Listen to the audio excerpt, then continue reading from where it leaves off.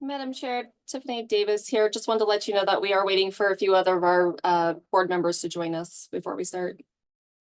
Okay, sounds good. Thanks, Tiffany.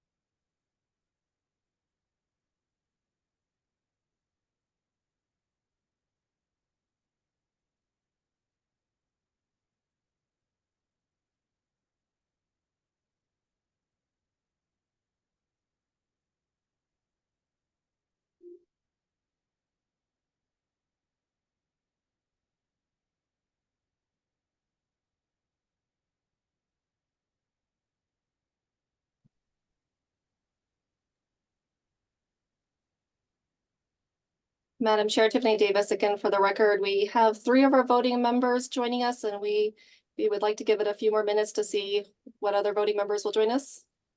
Okay. Yep, that makes sense. Thank you. Thank you.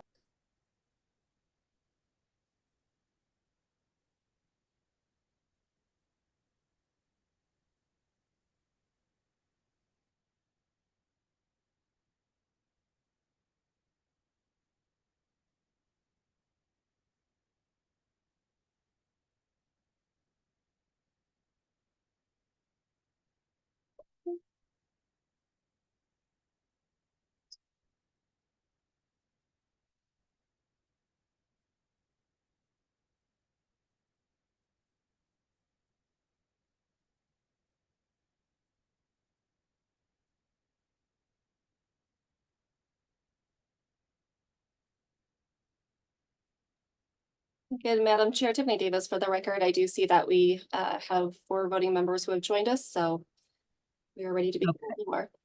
Okay, welcome to the board meeting today, everyone. Thanks for being here. Let's call the meeting to order at 1:31 p.m.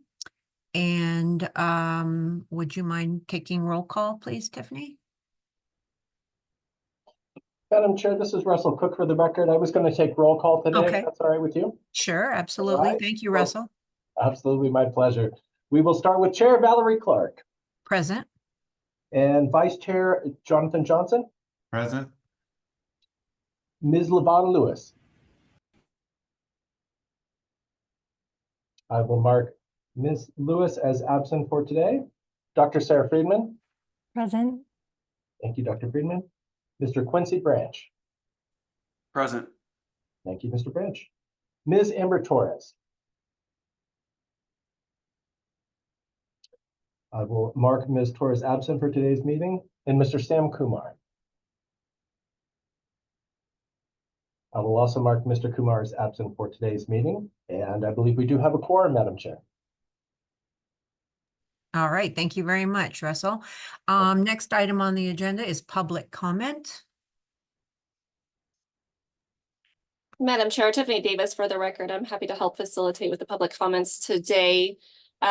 Just a reminder for those who have joined us, if you've joined us online, if you would like to make public comment, when time, we'll ask you to please raise your electronic hand feature or indicate in the chat box if you would like to make public comment, and our staff will let you know when you may unmute yourself. For those who have called into the meeting, we'll let you know when you may unmute yourself and provide public comment at that time. Also, just a reminder for those who have joined us that if you would like to make a public comment, please keep it to about 2-3 minutes. And then please state your name for the record before presenting your public comment. So I'd like to first go to our Carson City Conference Room. Cassie, do we have anyone in our physical location who would like to make public comment at this time? This is Cassie Fuentes for the record. There are no public comments here in the Carson City office. Thank you, Cassie, for confirming that. And then online, if we have any attendees who would like to provide public comment, you may raise your electronic hand feature at this time, and Caitlin will call on you and you may unmute yourself to make your public comment. Caitlin, do you see anybody who's has their hand raised for public comment or in the chat? Hi, Caitlin Blagan for the record. No, I do not see any chats or anybody online that has a hand raised this time. Okay, thank you so much for confirming. And then on the phone lines, if anyone has joined us by calling in, you may go ahead and unmute yourself at this time and provide your public comment. Do we have anybody on the phone, Caitlin, that you can see that might want to provide public comment? Caitlin Blagan for the record, no, I do not at this time. Okay, excellent. Thank you for confirming. Madam Chair, there are no public comments at this time. All right, thank you very much, Tiffany. Next item on the agenda for possible action is the approval of the minutes of the September 17th, 2024, October 15th, 2024, and December 17th, 2024 board meetings. Has everyone had a chance to review, and is there anyone who would like to make a motion to approve? Madam Chair, it's Quincy Branch. I make a motion to approve the minutes. Thank you. Do we, I don't know if Radhika, do we need to approve all of these separately, or can we approve them in one lump vote? Would you like to take a block vote on all the pending orders if it's approvable with the Radhika Kunal for the record? But Chair, that's within your prerogative. If you would Okay. like to take all the matters in a block vote, you can. But although the agenda, let me quickly review the agenda. I don't think the agenda specifically talks about taking all these matters in a block vote. Unless the board Okay. has any specific objections, you can probably take board's interest in reviewing all the matters and take them as a block agenda in the block voting pattern.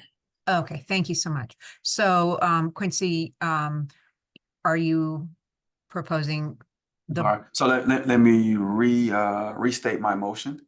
So Madam Chair, this is Quincy Branch for the record. I would like to make a motion that we approve the meeting minutes from the September 17th, October 15th, and the December 17th board meetings Thank you. In a block. in a block. In a block. Do we have, Jonathan Any- Johnson, second. okay, thanks, Jonathan. Is there any discussion at all? All in favor, please say aye. Aye. Aye. Any opposed? All right. Motion carries. Thank you. Next item on the agenda for possible action is the approval of the semi-annual fiscal and operational report pursuant to NRS 695I.3701B to the governor and the legislature. Do we have any discussion or a motion?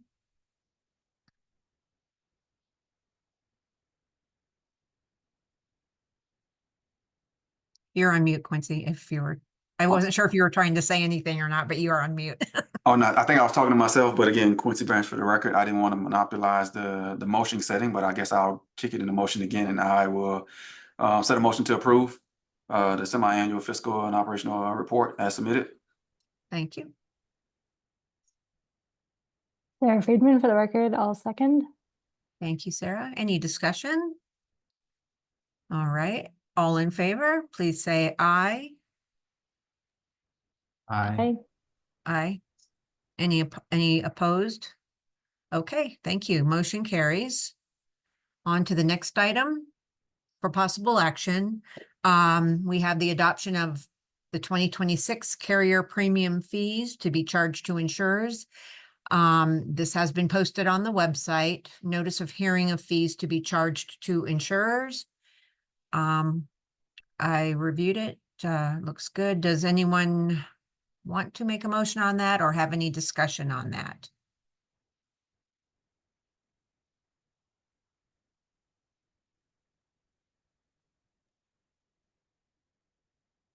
I don't have any questions.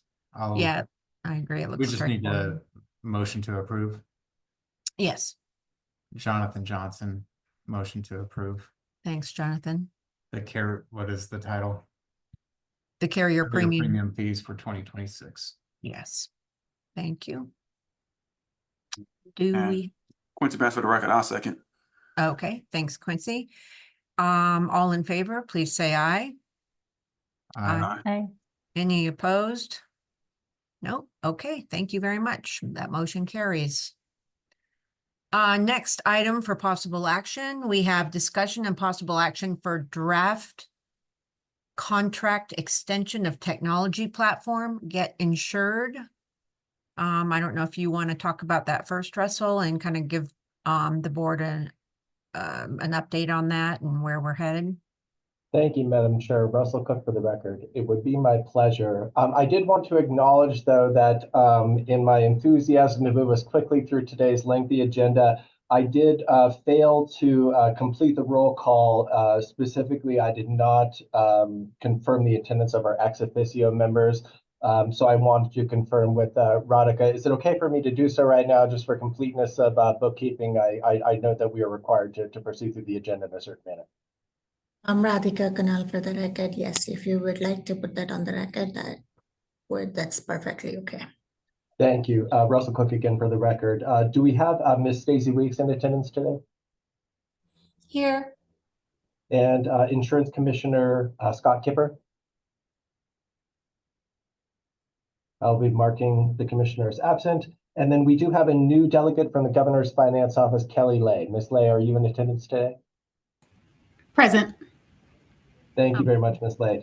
And then before I move on to the next agenda item, Tiffany had asked me to remind our voting board members that if you do have to excuse yourself from today's proceedings, please make sure that we know beforehand so that we can ensure that we are maintaining a quorum, at least throughout the for possible action items on today's agenda. So very much appreciate the And consideration. Director Cook, I'm so sorry to jump in here. I just wanted to let everybody know that Amber Torres has also joined us. So if you wanted to add her to the. Thank you. Thank you, Tiffany, and thank you, Ms. Torres. Russell Cook for the record. I will be marking Ms. Torres as present for today's meeting. Thank you.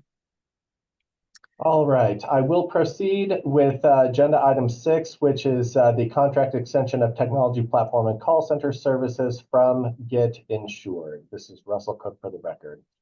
The purpose of this item is that it is intended to provide an overview of the terms and proposed structure for the extension of SSHIX's existing contract with Get Insured for technology platform and call center services.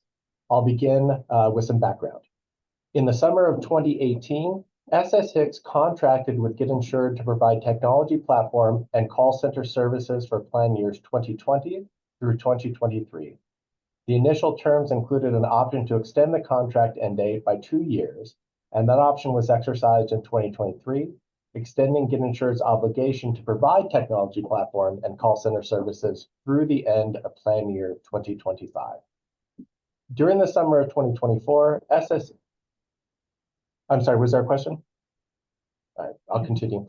During the summer of 2024, SSHIX worked to complete a request for proposal or RFP for technology platform and call center services with the goal of releasing the RFP in the late summer or early fall. However, a variety of unforeseen delays prevented the RFP document from being completed until November of 2024. Ultimately, Nevada State Purchasing Division recommended that SSHIX work with Get Insured to extend the existing contract by 1 year, which would allow for a more ideal RFP release date in 2025. A 1-year extension would also eliminate the risk of a potential vendor change in the months leading up to the launch of Nevada's Battle-Born state plans, which SSHIX is required to offer through the Nevada Health Link Marketplace for plan year 2026 as part of Nevada's market stabilization program. SSHIX worked with Get Insured throughout January of 2025 to negotiate the terms of this contract extension, and these terms are provided in the following sections for consideration by the board. First, I will address the duration of the contract extension. Initially, SSHIX sought a 1-year extension of the existing contract with Get Insured per the previous recommendation from the State Purchasing Division. However, during his State of the State address on January 15th, Governor Lombardo announced the proposed creation of a new entity known as the Nevada Health Authority. As will be described in a subsequent agenda item for today's meeting, this project would entail the exchange being placed under the leadership of the Nevada Health Authority, which would be run by Stacey Weeks. Additional details regarding the proposal were shared on February 6th in a presentation to the Assembly Committee on Ways and Means. In light of the proposed scope of the project, the exchange's leadership considered that a 2-year extension of Get Insured would provide more flexibility to the state than a 1-year extension, while also minimizing any potential risks to business continuity associated with the transition. The exchange proposed this idea to Ms. Weeks and her team, who in turn proposed the idea to the state purchasing administrator, and all parties were in favor of seeking a 2-year extension. Since that time, the exchange has been working with Get Insured to revise the terms of their proposal to account for technology platform and call center services through the end of plan year 2027. The existing contract with Get Insured specifies a contract end date of January 31st, 2026. Given that IRS Forms 1095-A are typically generated in late January, and given also that the exchange must perform a significant number of 1095-A corrections each year during February and March, a contract end date of January 31st would provide an extremely short wind down period in the event of a hypothetical vendor change. With that in mind, the exchange requested that on top of encompassing an additional 2 plan years of service, the new contract end date be extended for an additional 2 months through March 31st of 2028 in order to allow for a more prudent wind down period. This modification results in a total extended duration of 26 months. The next section is titled IRS Exhibit 7 Contract Language. The Executive Director's Report from the Exchange's December 17th, 2024 board meeting included an overview of findings from a recent audit conducted by the IRS, one of which related to the absence of the IRS's Exhibit 7 safeguarding language from our existing contract with Get Insured. The Exhibit 7 language, which is included in IRS Publication 1075, specifies contractor responsibilities for safeguarding federal tax information, or FTI. To be clear, the exchange and Get Insured are 100% compliant with all applicable federal regulations regarding the safeguarding of FTI. The finding merely highlighted that the required boilerplate language was not included in the existing contract.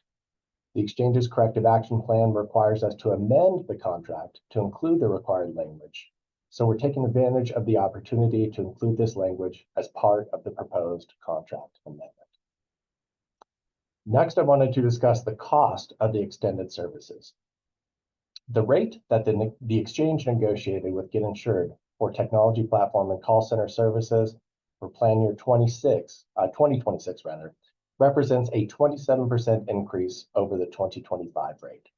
Obviously, this is a significant increase, so the exchange would like to provide the board with an overview of our analysis, which we believe will support our conclusion that the negotiated rate is commensurate with the recent increases to Nevada's enrollment numbers and the increased costs associated with the services Get Insured provides. When the exchange's first contract extension with Get Insured was being negotiated in the spring of 2023, the number of active health enrollees at the conclusion of the previous open enrollment period, or OEP, was 96,379. This marked a 5% reduction from the previous year's total of 101,411 health enrollees, which followed the introduction of the expanded APTC subsidies in the summer of 2021. That was per the American Rescue Plan Act, or ARPA. In 2023, the exchange was projecting relatively flat enrollment growth in the coming years, and the negotiated rate for 2024 and 2025 services followed the same trajectory of 3% year-over-year cost increases as had been associated with the first 5 years of the Get Insured contract. But at the end of the plan year 2025 OEP, the exchange had enrolled 110,687 Nevadans in health coverage, representing a 15% caseload increase over 2023 and an 11.5% increase over 2024. We also believe it's important to consider the cost of Get Insured services relative to the market rate of the Federally Facilitated Marketplace, or FFM platform, that is healthcare.gov, because achieving a measurable cost savings versus the FFM was one of the primary goals of the exchange's transition to operation as a state-based marketplace, or SBO. In 2024, the CMS user fee for states who utilize the FFM for eligibility, enrollment, and call center services but who administered their own broker navigator programs and conducted their own marketing, outreach, and appeals activities. A hybrid model known as state-based marketplace using the federal platform, or SBMFP, was 1.8% of marketplace enrollees' gross premiums per member per month, or PMPM.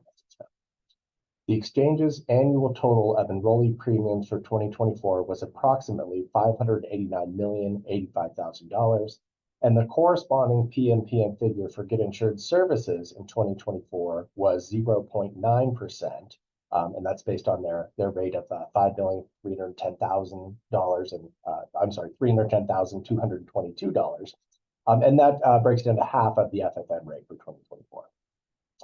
For 2025. CMS lowered the SBMFP user fee to 1.2% PMPM, citing increased revenues from higher than projected enrollment numbers in 2024. In Nevada, the projected cost of Get Insured services for 2025 is anticipated to fall to 0.76% PMPM, or 63% of the FFM rate. And although the negotiated rate for 2026 would represent a 27% increase over the 2025 rate, if we apply the 2026 rate to our projected revenue for 2025, the PMPM would still work out to 0.96% or 80% of the historic low FFM rate. This figure represents less than 1/3 of the exchange's carrier premium fee for 2025, which is 2.95% PMPM. The exchange also considered the recent cost increases associated with the services which Get Insured provides. In 2023, CMS introduced version 2.2 of the Minimum Acceptable Risk Standards for Exchanges, or MARZ framework, which significantly increased privacy and security requirements for SBMs versus the previous MARZ version 2.0.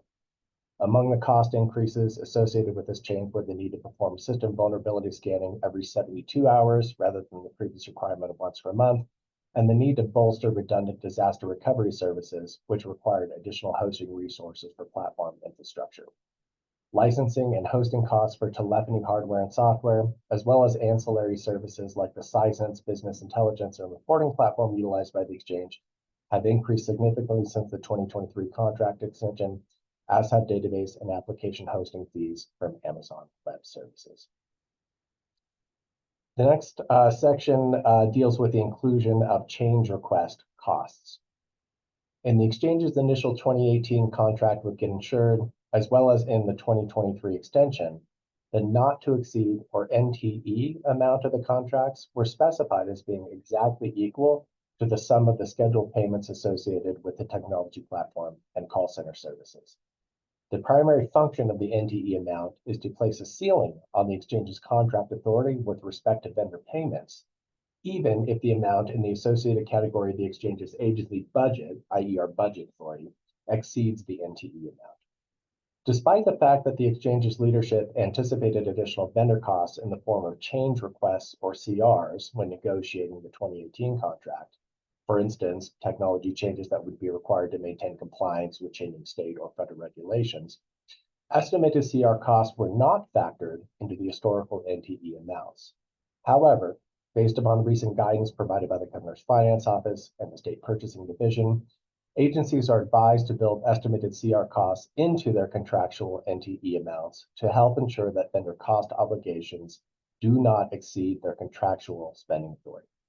As a result, the proposed contract amendment includes the base NTE amount from the 2023 contract extension, which was $35,184,152.93, with the following additions: $6,365,344.50 to cover the cost of historical change requests from 2020 through 2024. These are change requests for which the services have already been rendered by Get Insured, and the exchange has already compensated for those. $15,416,530 for the additional 26 months of service. So that amount is for the call center and technology platform services, the additional 2 years, plus the additional 2 months at the end of the contract period.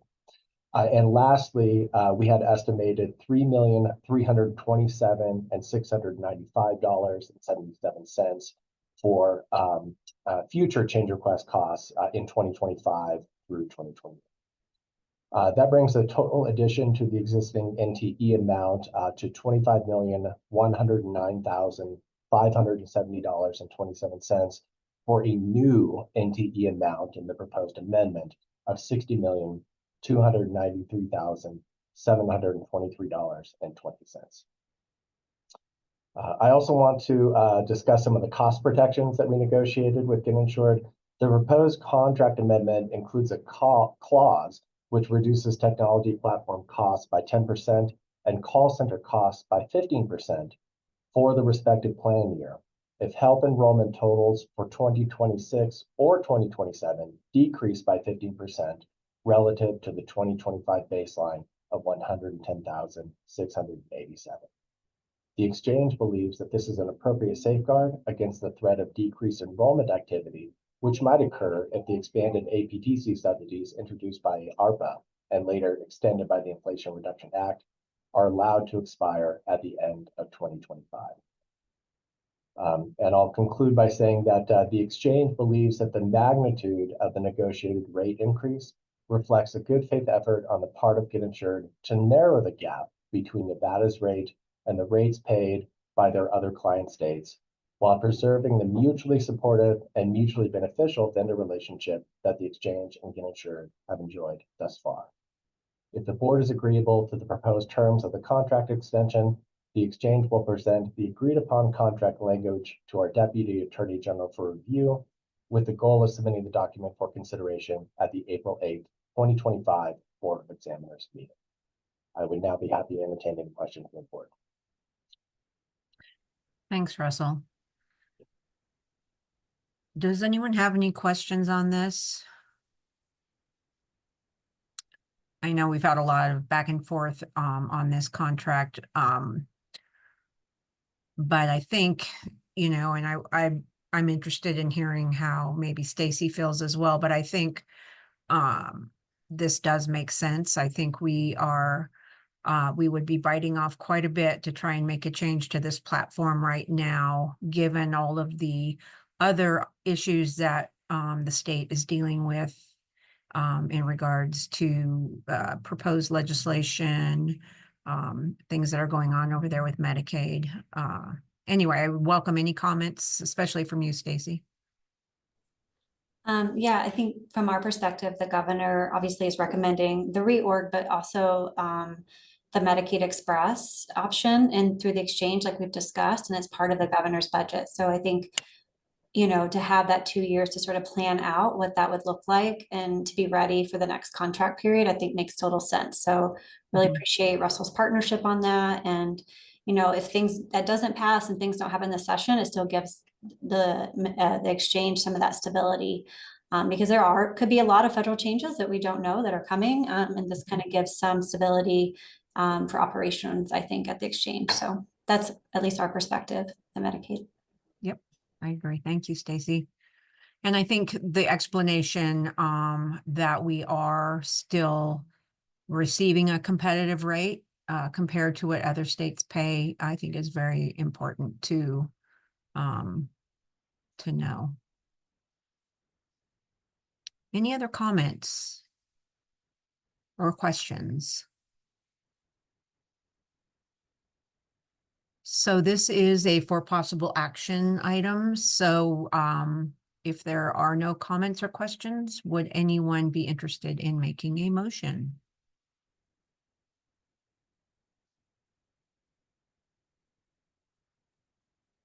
Jonathan Johnson, motion to approve the contract extension of technology platform and call center services from Get Insured.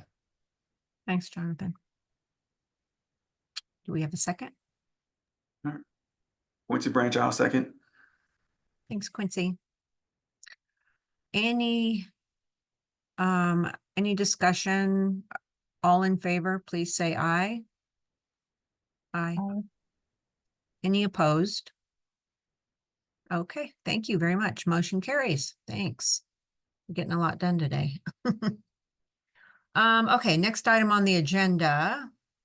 Item 7 for possible action is a discussion and possible action for continued utilization of Equifax verification of income of consumers. And Russell, I believe that is also something you have information on. Thank you, Madam Chair and members of the board. This item is intended to provide a summary report on the use of Equifax's Verify Current Income, or VCI, electronic data service between July 1st, 2024 and December 31st, 2024. This information is provided to the SSHIX Board of Directors so that the board might consider the continued utilization of the VCI service as a secondary or fallback source of data for the verification of household income in relation to APTC and CSR eligibility determinations. A bit of background first. The Affordable Care Act requires state-based exchanges to verify household income using the IRS's Income and Family Size Verification, or IFSV service, but the use of secondary income verification services like VCI is optional. The Nevada HealthLink system is configured to use VCI as a fallback verification service in the event that household income cannot be verified through the IRS. Without a fallback verification service in place, households whose income cannot be verified through the IRS alone would be required to upload supporting documentation to verify their subsidy eligibility, placing a burden on consumers and exchange resources alike. Failure to upload the required documentation is also a leading contributor to loss of subsidy eligibility and eventually to cancellation or termination for non-payment of premiums. SSHIX recognizes the primary value of the VCI service in terms of its potential to reduce the administrative burden associated with manual income verification, as well as the associated risk of disenrollment. However, reduction of this burden doesn't just require that the VCI service return an accurate household income value. In order to prevent a given household from having to upload supporting documentation, the income value returned by the service must fall within a certain percentage of the applicant's self-attested income value. This percentage is known as the reasonable compatibility threshold. If the data provided by the VCI service does not fall within this threshold, then SSHIX is unable to verify the household's income for the purpose of determining subsidy eligibility, and the net result, which is the need for the applicant to upload supporting documentation, is no different than if VCI was not utilized. In other words, regardless of the quality or accuracy of the VCI service, which SSHIX does not question, the only way that its can add practical value to SSHIX's operations is when the income value that it returns falls within the reasonable compatibility threshold for a given household. Prior to last year, the costs associated with utilization of the VCI service were covered by CMS. However, a rule change promulgated in the 2024 Notice of Benefit and Payment Parameters required states to begin paying for use of the service effective July 1st, 2024. Given the extremely short runway provided by the CMS rule change, it was not practical for the exchange to discontinue its use of the VCI service by the July 1st deadline.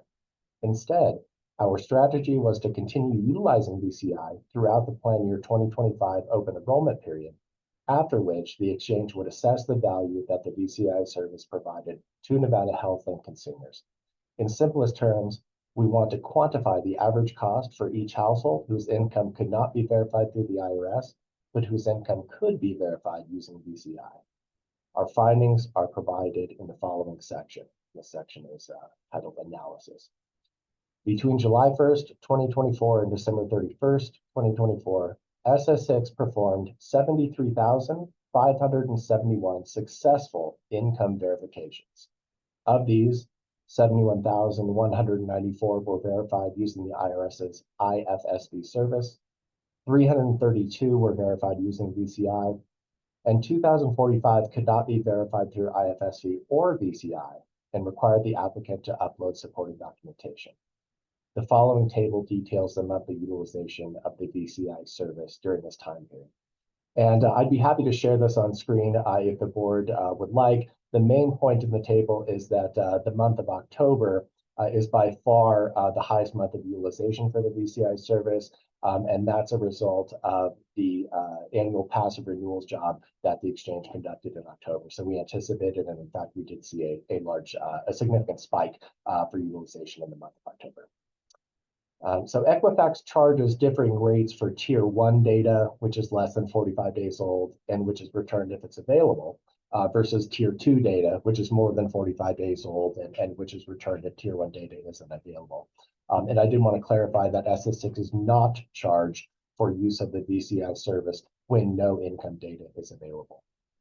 These rates increased by approximately 19% effective October 1st of 2024. That's an annual increase that Equifax implements.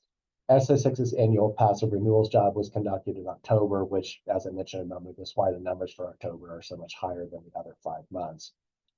Throughout the second half of 2024, SSHIX was charged for a total of 6,616 VCI responses. That's 4,752 at tier 1 and 1,834 at tier 2, resulting in a total cost of $38,591.55. Of these responses, 332, or approximately 5%, provided income values which were within the respective household's reasonable compatibility threshold. While the actual cost of each requested VCI service is less than $6, the average cost for each household who avoided the need to upload supporting documentation as a result of the VCI service was $116.23. The next section is titled Funding. Based upon VCI utilization figures from prior years that were provided by CMS, SSHIX budgeted for an estimated annual VCI cost of $535,276 in state fiscal year 2025.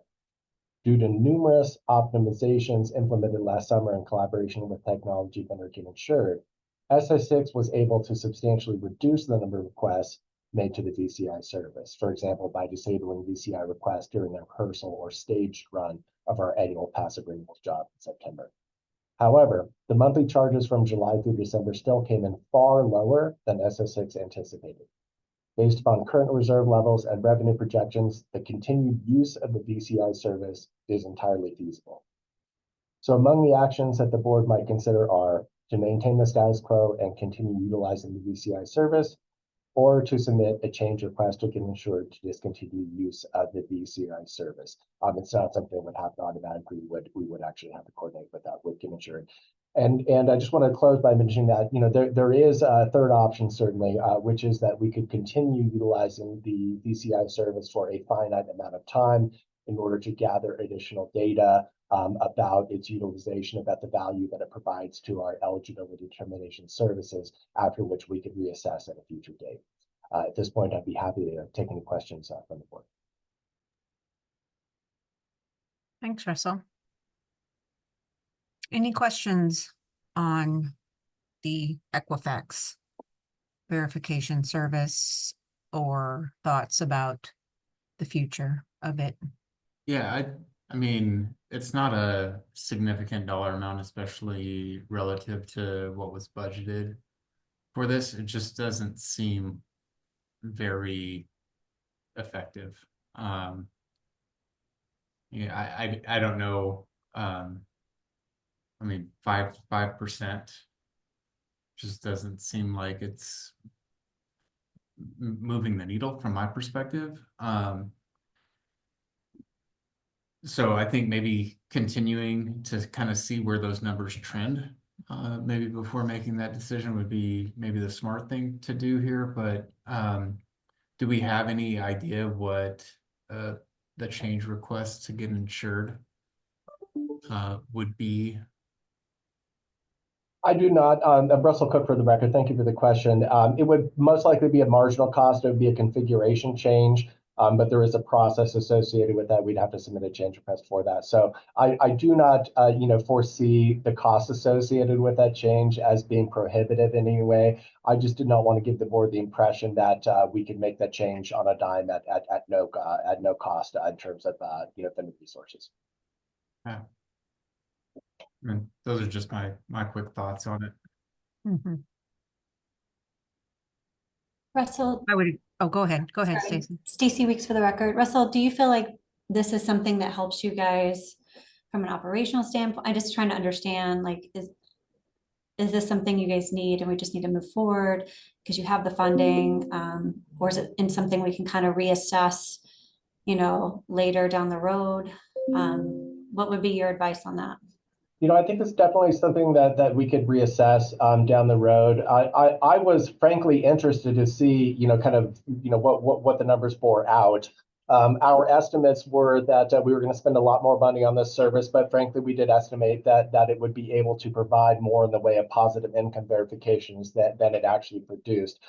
I would, appreciate the opportunity to gather additional data and do additional analysis. In particular, one thing that we would like to do that we just haven't had the opportunity to do yet is to try and correlate those scenarios where BCI was able to verify household income when the IFSV service, the IRS service, could not, and try and correlate that with special enrollment periods, right? Like, we understand that, life changes, including, changes in income, are a big driver for income verifications. If it ended up being the case that the BCI service was more accurate, I want to be careful not to use the word accuracy, was more effective in verifying income within the reasonable compatibility threshold, because of course the service itself is very accurate. But if indeed it was more effective in verifying income changes that had been reported throughout the year outside of the open enrollment period than the IFSV service, that would provide some additional insight into the value that the service provides over and above the sort of, the dollars and cents and the calculations we provided, if that makes sense. Yeah.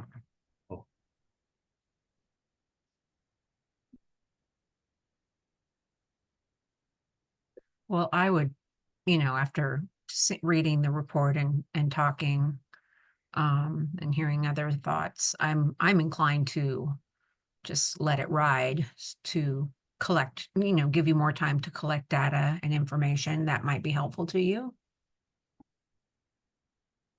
Okay. I would tend to agree with that assessment, and I'm not sure, maybe Radhika could provide some advice here. This was listed as a for possible agenda item.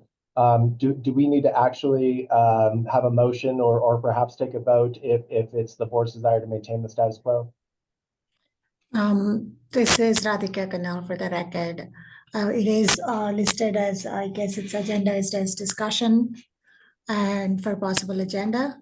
So for possible action. So I believe it's well within the board's prerogative to decide what to do with it. If they want to table it for the next meeting, that's definitely proper and within the realm of this the agendized item. Or alternatively, if the board would like to bring in a motion, but again falls within the agendized items, bounds of the agendized item. Thank you. Russell Cook again for the record. Madam Chair, I just wanted to suggest that if the board would like a revised report in the June board meeting, we would be happy to provide one, and that would encompass an additional 5 months or so of utilization data. Perfect. I would say let's do that. Let's table it for now. You don't have to sign any new contracts right now or anything, do you? That is absolutely correct. We pay on a month-by-month kind of pay-as-we-go basis. We actually receive an invoice from CMS on behalf of Equifax, and that process will continue into the foreseeable future. Okay, so if we just table it, take no action this month, we're not in any way impeding progress or operations in any way. That's my understanding. Yeah, okay. Okay, I'm good with tabling it unless anyone has any other thoughts. Yeah, I think we all feel this way because it's such a immaterial amount. If this was a $500,000 expense and we were getting 300 verifications out of it, I think we would all feel differently. But continuing to track that and monitor that, I think is important, and we can reassess in June. All Madam right. Chair, you may need to take a motion and. Oh, okay. Would anyone care to actually make a motion on that then? Sure. Jonathan Johnson, motion to continue utilization of Equifax verification and reassess at the June board meeting. Thanks, Jonathan. Do we have a second? Sarah Friedman, second. Thanks, Sarah. Any discussion? All in favor, please say aye. Aye. Any opposed? Okay, motion carries. Thank you. Okay, next up on the agenda, we have for possible action, item 8, discussion and possible action to define parameters for vision carriers policy. And I'll let you take it away, Russell. Thank you again, Madam Chair. Russell Cook for the record. This is an issue that we've been discussing for some time, but really want to take advantage of the opportunity to kind of move this forward. This item is intended to clarify the board's goals and expectations for a forthcoming policy related to the manner in which SSHIX might enter into formal partnerships with vision insurance carriers in the future, beginning with plan year 2026. So following the discussion in today's board meeting of the items included in the following sections, as well as any additional points that the board wishes to consider, the exchange, working under the guidance of our Deputy Attorney General, will draft a formal policy with any supporting documentation that would be required to support the approved methodology, for example, an application form. These documents would be distributed to the board by email for review prior to the June 2025 board meeting. And the June board meeting would then include a for possible action agenda item, allowing the board to either approve the documentation as submitted or modify or amend the proposed documentation in accordance with the board's preferences. So these proposed discussion items for consideration by the board were first suggested during the December board meeting. I did contact the board members by email during the first week of February. I did not receive any requests for additional questions. And these questions, by the way, were developed by our internal staff here at the exchange. And they set what we believe is the minimum baseline in terms of decisions that we would like the board to consider so that we can draft what we believe would be an effective policy and as well as an application and review process for these for vision carriers who are seeking a partnership with the exchange. The first question is, what should be the term of a partnership agreement? The exchange proposes that a one-year term of November through November, which would ensure that new partnerships were in place prior to the start of each year's OEP, should be the minimum. However, the board might consider a longer term in relation to the administrative requirements of the review and approval process. So if it was considered burdensome, for instance, to go through this every year, it could, for instance, be a biennial kind of a process. Another question that we were proposing is, should an application be required from prospective vision carrier partners, and how should such an application process be administered? The exchange proposes that a formal application and review process, similar in concept to a request for proposal, would allow for a robust and balanced review and vetting process, and that the implementation of a standardized application form would allow for the solicitation of comparable information across multiple applicants, while also allowing for the inclusion of contractually binding language, which would streamline the execution of any approved partnerships. And again, that would be kind of similar to the State of Nevada's RFP process. Another question for consideration is, shall the application require performance metrics to be provided by prospective partners? If so, which metrics should be required? How shall the application review and approval timeline be structured? We wanted to propose that an application window of July through August would allow for applications to be distributed to board members for review during September, after which the board could vote on their approvals during the October board meeting. This timeline would allow for new partnership agreements to be executed and for the Nevada Health Link website to be updated prior to the start of OEP each November 1st. Should approved vision carrier partners be required to provide periodic reporting to the exchange? If so, what data should be reported? For example, confirmed enrollments and vision coverage following a Nevada Health Link referral, customer satisfaction metrics, etc. Should there be a maximum limit to the number of concurrent vision carrier partnerships in place at one time? The exchange is not aware of any other state-based marketplace with more than 3 vision carrier partnerships in place. Lastly, should a hosting fee for approved vision carrier partners be charged by the exchange? This was one area where the board had expressed concern previously. And we just wanted to, to chime in here that the hosting fees associated with historical partnership agreements have been negligible with respect to the exchange's operating budget, and the absence of hosting fees for future partnerships would not present a risk to the exchange's revenue. So I would be happy to answer any questions from the board, provide additional insight into our thought processes when we develop these proposed questions. And if the board has any additional questions that they'd like to consider, all of that is fair game at this point. Okay, thanks, Russell. I think this is a great start. And I feel like, vision care is expensive. It's, if we can help our Nevadan population, if we can help our people here in Nevada get access to something that can help them with the expense, that makes sense. I think we should consider it. As in terms of hosting fees, I don't know if there is cost that we would undertake to maintain the relationships that come our way. Is there maybe a small hosting fee that would make sense to charge? But I don't know. What do you guys think?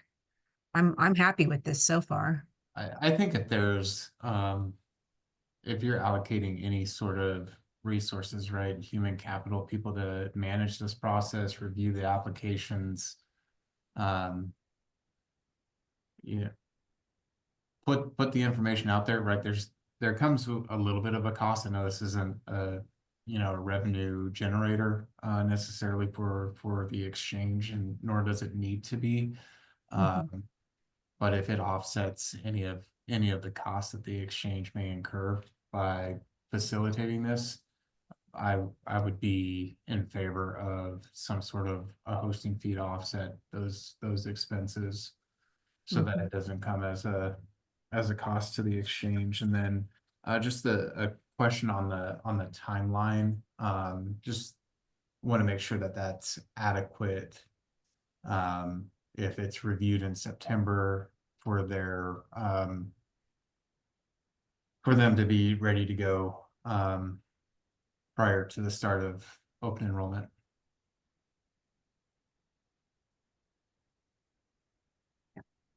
I don't know if that timeline is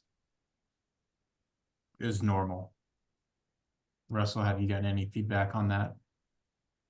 Thank you. Thank you, Mr. Johnson. Russell Cook for the record. We are unaware. We just haven't had a chance to reach out to other states and inquire about what their timelines look like, if there is such a process in place. These were largely, our attempt to address concerns that were raised by the board last year. If you think it would be helpful, we did try and structure these questions in a progressive manner. Perhaps we might just go through them quickly one by one in the name of expediency. Maybe we could take a quick vote, have any discussion regarding each one of these, questions. I'll be sure and capture the answers, and then that might allow us to at least move forward with a proposed, solution. If by the time we get to the June board meeting, there's still lingering questions about the timeline, whether it's the term of the agreement, or whether it's kind of the application or the review and approval timeline, I'm confident that those would be relatively straightforward changes to implement even as late as the June board meeting, so long as all the other pieces were in place, if that makes sense. So Madam Chair, again, Russell Cook for the record, I would propose that the board might consider just kind of moving, through these questions in order. If the default suggestion from the exchange seems agreeable to the board, then we can move on. If further discussion or perhaps any motions by the board seem appropriate for any of these questions, then maybe we just kind of take them as we go. Okay. And we'll do that quickly. So the term of the partnership agreement, November to November, I think that makes perfect sense. How about everyone else? Okay. Great. And should an application be required from prospective vision carrier partners, and how should an application process be administered? You're suggesting the exchange is proposing a formal application process similar to what you already do, I assume, with the medical programs. Is that what you're saying, Russell? No, not exactly. You know, we do have a process in place for health and dental issuers who wish to sell plans through the exchange. That's known as the intent to sell process. So each spring, you know, carriers who are interested in offering plans, whether health or dental, for the forthcoming plan year, will submit this intent to sell form, and there is a statutorily defined process for plan certification, rate reviews, et cetera. That's all been kind of standardized per CMS regulations. I think what we're proposing here is something more like an RFP type of a process, a procurement related process. But rather than requiring assistance from the state purchasing division, we are proposing, at least for initial consideration, that we would create perhaps a page on our website where we would post the policy for vision carrier partnerships. We would post an application form to our website with instructions for how to complete that form, including submission deadlines, et cetera. And then, to the best of our ability, we could put the word out, certainly to any vision carrier partners that have ever expressed interest in partnering with us in the past or who have partnered with us in the past. We would make it known that we have a new process in place. And that either to continue the existing partnership or to establish a new partnership, that an application would be required. So essentially, I just kind of envision that we would create a web page on our website dedicated to this process, and that we would provide instructions for where to send the application form. The exchange staff would then take responsibility for collecting and processing these application forms. And then we would distribute these to the board of directors early in the month of September, following what we're proposing would be an end of August application submission deadline. You would then have between 4 and 6 weeks, or more likely 4 and 5 weeks, in the lead up to the October board meeting to independently review these applications. And then we could perhaps include a for possible action agenda item at the October board meeting, where the board could kind of weigh in on who they believe should be the partners for the forthcoming plan year. That would still give us, and I know it doesn't seem like a lot of time, that would give us about 2 weeks prior to the start of the annual open enrollment period. But that would be more than sufficient from the exchange's perspective in terms of making the required updates to our website and announcing the partnership of these new vision carriers, or the continuation of existing agreements, as it were. Gotcha. I think that sounds excellent. And the implementation of a standardized application makes a lot of sense, I think. Anyone have any questions or comments on that piece? Okay. Shall the application require performance metrics? If so, what metrics? What do you currently get from like a dental carrier? Well, from health and dental carriers, we don't actually receive much data from them after, but most of the data that we exchange with insurance carriers, I should say, has to do with plan selections. We don't receive any claims data. We don't have any data on utilization. And that's really just a reflection of federal regulations, which prevent us from gathering PHI or HIPAA data. But our existing partnership, we do receive annual reports regarding, and I think this was the primary source of our suggestions down below. I'm skipping ahead a couple bullet points, but I think it would make sense to perhaps align the historical data that we request in the application process with the data that we wish these vision carrier partners to continue providing to the exchange as part of the terms of the agreement.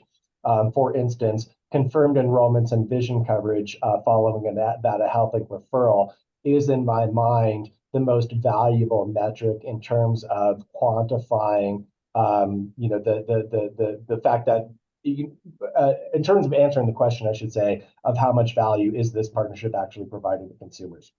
Yep. So just knowing how many Nevadans who visited Nevada Health Link, who were referred through this partnership program to the vision carrier and actually enrolled in vision coverage, is a huge amount of useful information in and of itself.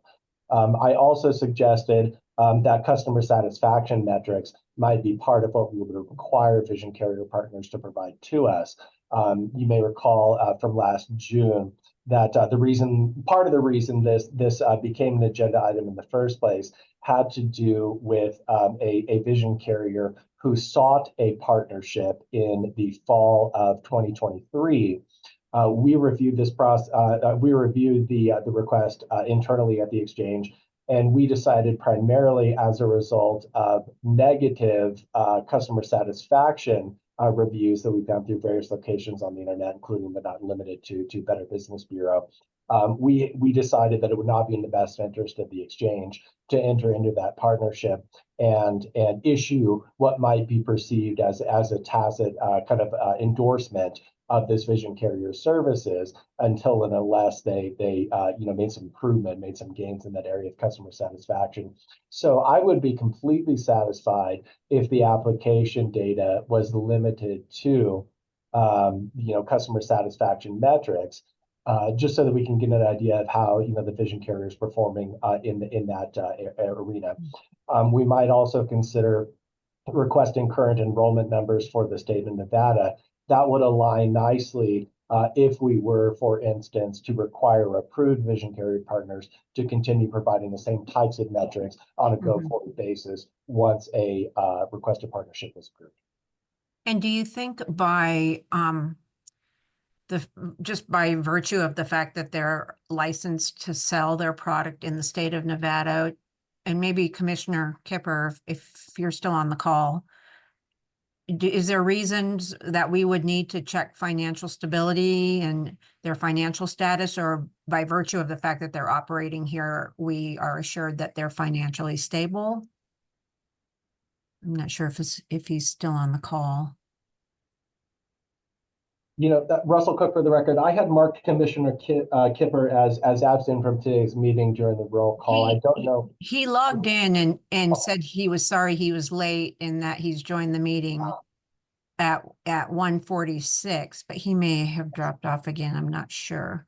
Anyway, I think one thing we want to explore is financial status, stability, working with the Division of Insurance of the Commissioner's Office, that we could just confirm all of those once application is received. I think that's Russell Cook, for the record. I think that's a great suggestion, and it would be easy for us to collaborate with the Commissioner and with the Division of Insurance to kind of mirror the data that we request to the data that is part of the review and approval process for licensure of health and dental carriers. Perhaps not as robust, but certainly we could establish a baseline for what type of data we might want to request. Sounds then like we'd be interested in soliciting financial status and stability information, which we could kind of confirm and flesh out in collaboration with DOI. And then if we wanted to add to that current Nevada enrollment figures as well as historical customer service data, in my mind, that would provide a pretty robust baseline for review and consideration by the board. Yep, absolutely. I think that's great. Okay, next on that list was review and approval timeline be structured. The exchange proposes an application window of July through August. This timeline would allow for new partnership agreements to be executed. I mean, if that's something, that's your call, I guess. I know Jonathan brought up a good point. Is that enough time? I would not know that answer. Jonathan, you may have more information there. I don't know, or Quincy. I don't know. Yeah, I mean, that's going to be up to you guys to decide if that gives you enough time. I don't think vision insurance is as difficult to navigate as health insurance is, so maybe that's plenty of time. Russell Cook, for the record, it's a great question. And I did want to just clarify that, the timeline that we proposed considered the existing regularly scheduled cadence of board meetings. And we were trying to find a proposed solution that would not require the scheduling of a special board meeting specifically for the purpose of this review and approval process. For my part, I'm confident that any new partnerships that the board approves in that mid-October timeframe, which is when our October board meetings tend to fall, that we would have ample time to update our website and put the appropriate links in place. That would, of course, depend upon a certain degree of collaboration with the vision carriers. One thing I didn't mention, but that probably ought to be clarified, is that the application process would need to solicit the technical information from these applicants that we would need in order to provide those redirect links. Could be as simple as a URL that we would use to kind of, for consumers who would be jumping off from our website to the Vision Carrier's website. Typically, they would just give us a single URL that uniquely identifies the Nevada Health Link website as the origin point for these referrals. And historically, that's how it's worked with VSP. That would, seems to be a good solution. So that would be, that information would have already been acquired through the application process at the time that the board considers the approval of these applicants. We would just need to take the remainder of October, about 2 weeks or so, to update our website. And if, for instance, we move from 1 vision carrier partnership to 2 vision carrier partnerships, that would be well within our ability to implement those changes to the Nevada Health Link website prior to the start of open enrollment on November 1st. Okay. All right. I mean, I think that sounds great. Should approved vision carrier partners be required to provide periodic reporting to the exchange? And if so, what data should be reported? I mean, I agree with you, definitely enrollments. I would go month to month on those just to see if we're because what we want to avoid is, and I guess we would only allow people to sign up during open enrollment, or would this be come and go as any time? Because what we want to avoid is adverse selection, where people jump on, get their benefit and jump off. That we're going to lose all our carriers if that is allowed. So I assume we're looking at open enrollment. And that's the one time of the year people would be able to get on. That's a great question, Madam Chair. Russell Cook for the record. It's my understanding that the enrollment windows would be administered by the vision carriers themselves. The Affordable Care Act does not specify any limitations with respect to open enrollment period versus non-open enrollment period or special enrollment period for vision carriers, to the best of my understanding. But that's actually a great question. That's not something that came up in our previous discussions with these vision partners. So certainly that's something that we could do a little more homework on in the meantime, if you think that will have a bearing on this process. And that's anything we learn can certainly be included in our draft policy as far as establishing guardrails. And certainly that would be information that would be, I think, very helpful to provide to our consumers, because the intent of this policy would not only be to specify kind of the structure of this process to vision carriers, to prospective vision carrier partners, but also to clarify for consumers exactly what the process entails and what type of due diligence we would be performing at the exchange, along with ancillary information such as enrollment windows, eligibility, et cetera. We would very much like to provide a consistent representation of that information to both consumers as well as prospective vision. Yeah, so maybe in the RFP, we have the carriers clarify their expectations in that regard. Some, we have carriers that don't seem to have strong opinions about it, but I do work with vision carriers that have, fairly strong expectations about how it would look in terms of plan participation and accessing benefits. So great. Okay, great stuff. Madam Chair, can I ask one question? This is Seraphina for the record. My question is about networks. I don't know if networks are an issue with vision carriers, but if it is some description of networks, would that be valuable data to collect and include in our metrics? Yeah. I mean, the coverage, especially in the rurals, is very different than it is in the more populated areas of the state. So I think that's a really great comment, Sarah, that we definitely have a thorough review of where these providers are located. Thank you, Madam Chair, and Dr. Friedman. I'm making a note now to include provider network information as part of the application process. Just like with dental plans, vision, we look at it the same way. There's definitely more available to us in the, in the in Las Vegas and Reno, but as we venture out from Vegas and Reno, we definitely want to consider what networks are available to those populations. Okay. Should there be a maximum limit to the number of concurrent vision partnerships in place at one time?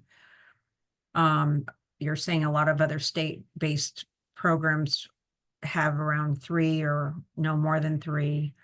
I don't have a big desire either way, as long as we have a healthy, robust, competitive marketplace. To me, that's the most important thing.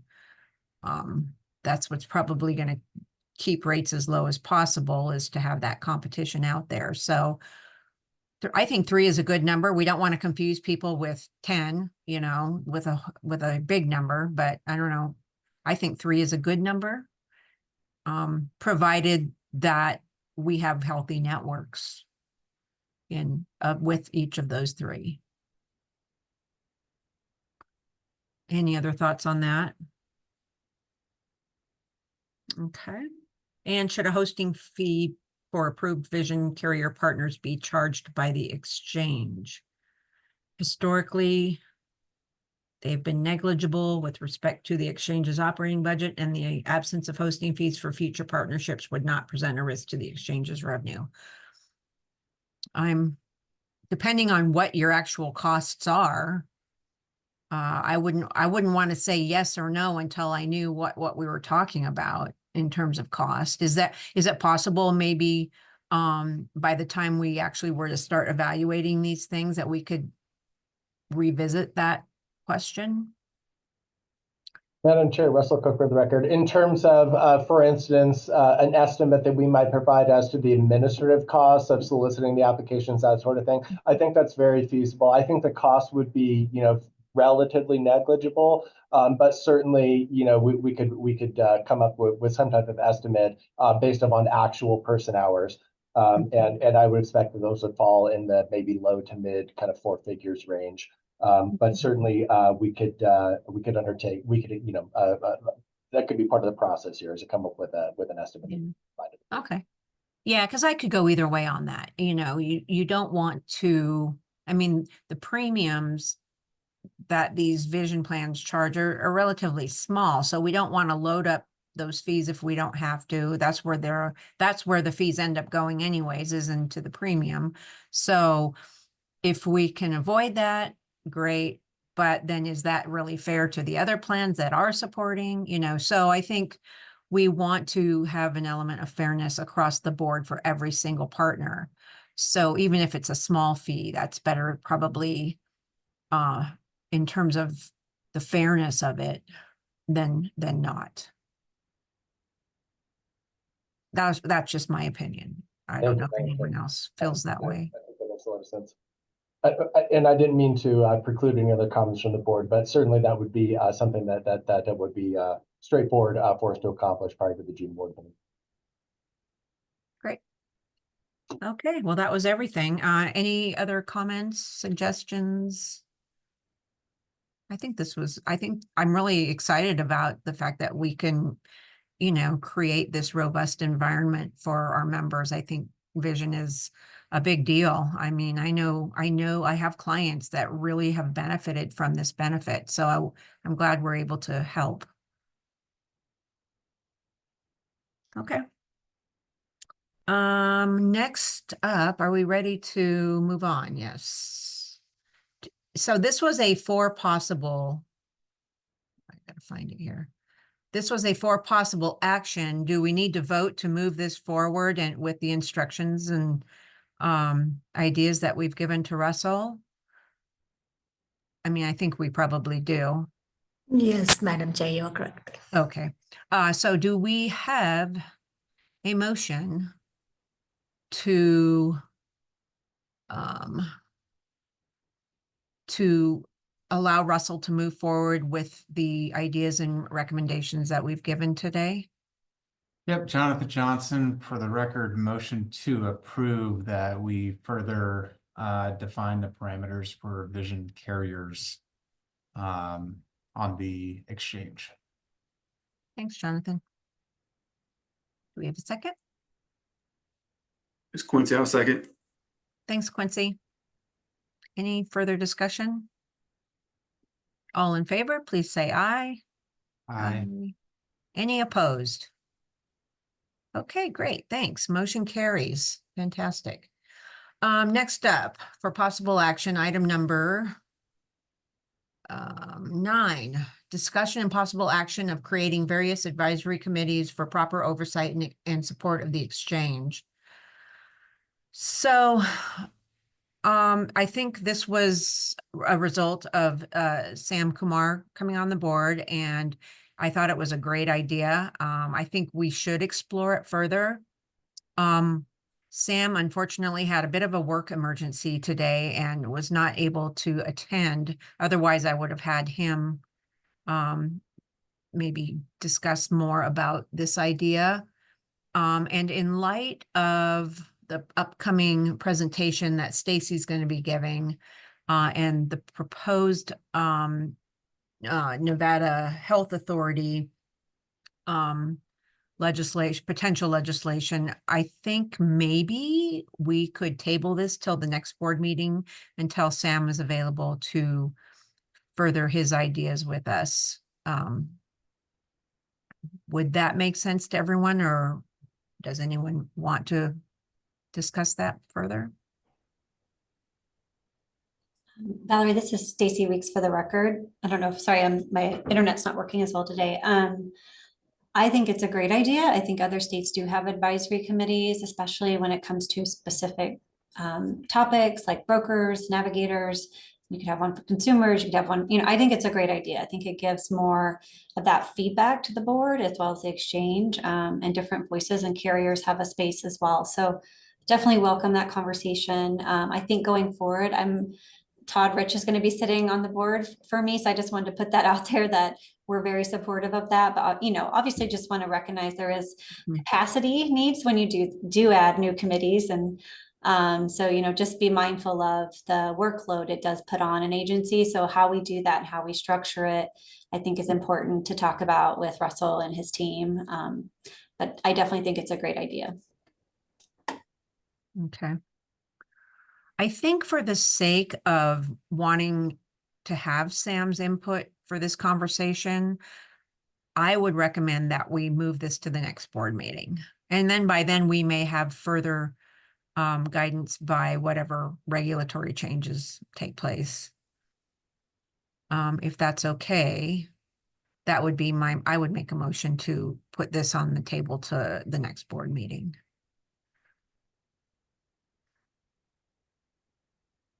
Any thoughts on that? I think that sounds great. Okay, so I'm making that motion. Does anyone want to second it?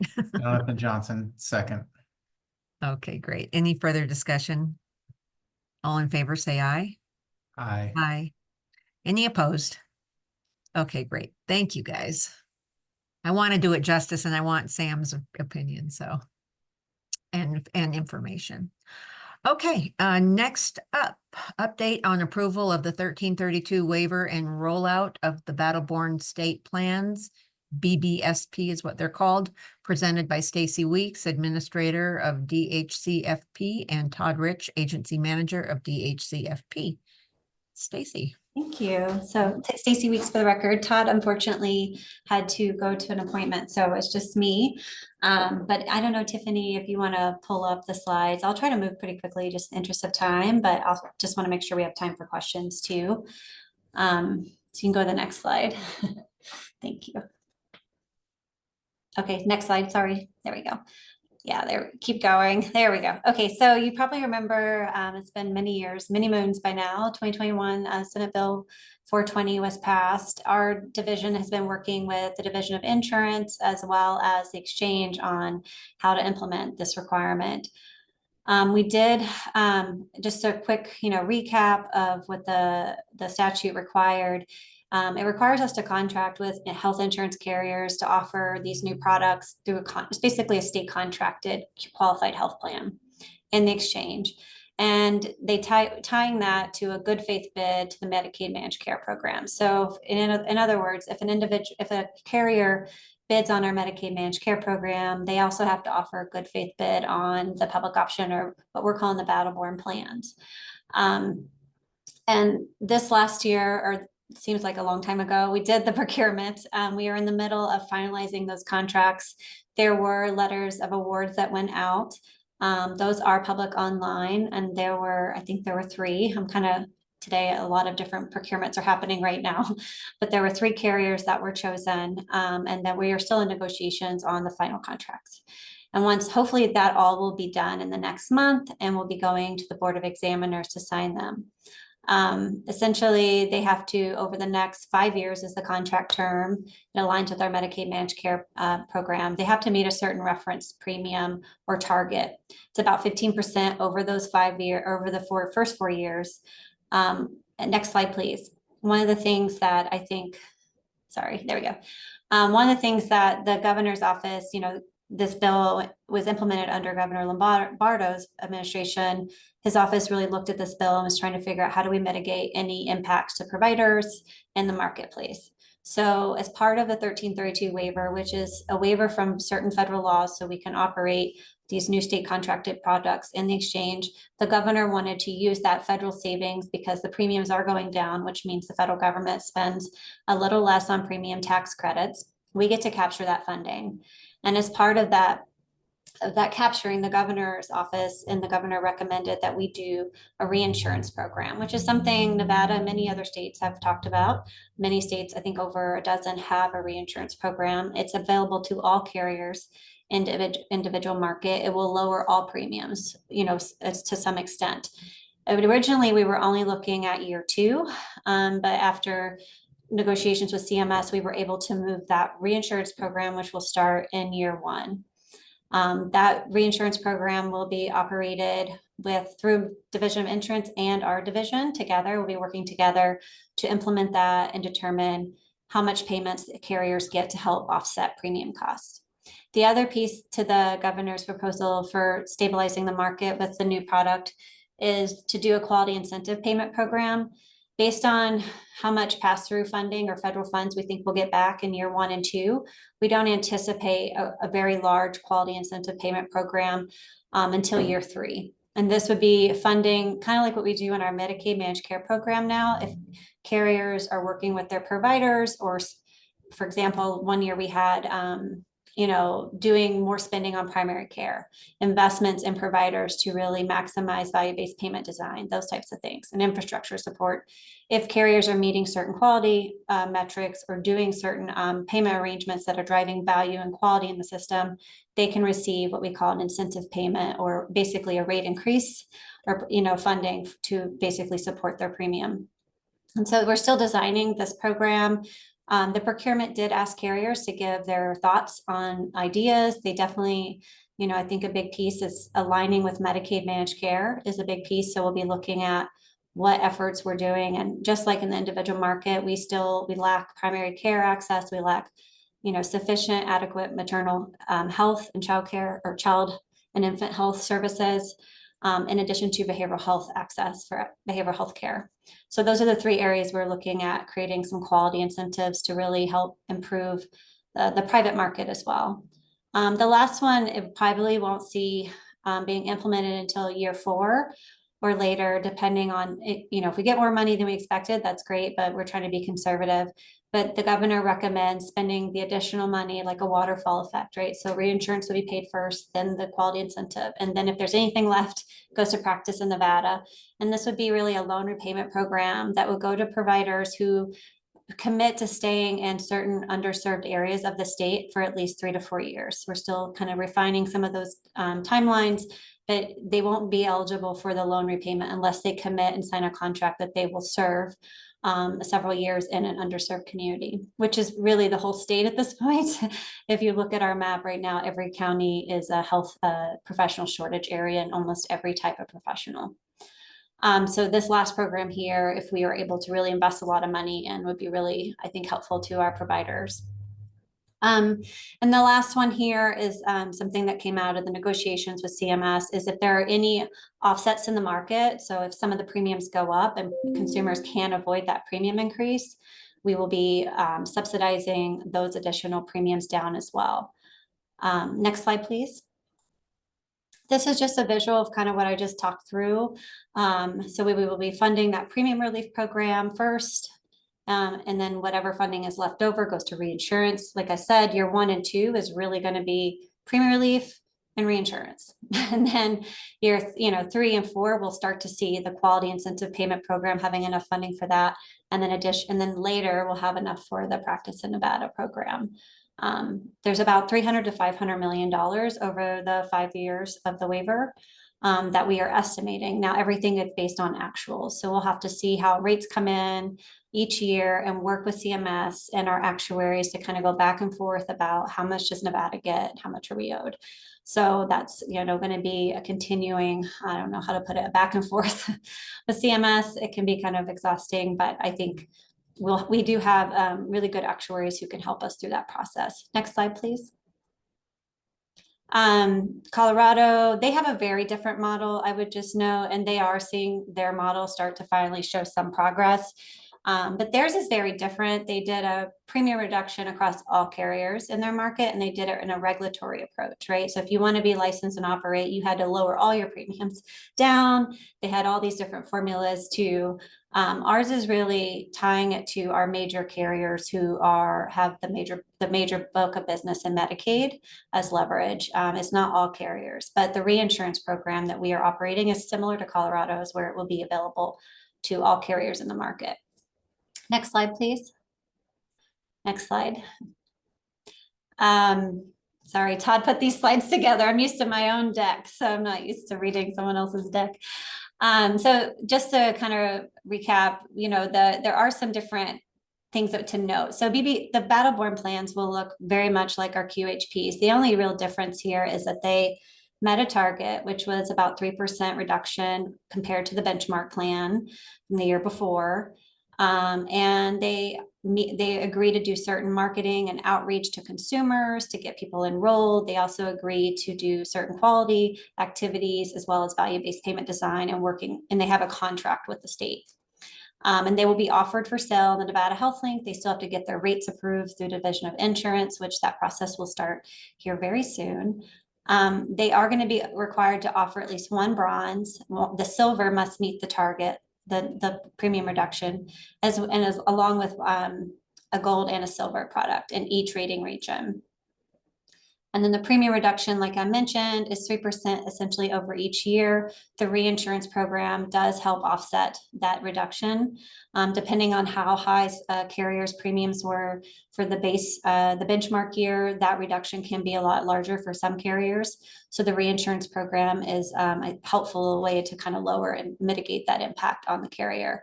I would just note that in the contracts, there is language in there that basically says that they cannot offset all of their reduction onto their providers, or there has to be on their administrative side as well. And it can't come out of certain consumer outreach and education activities.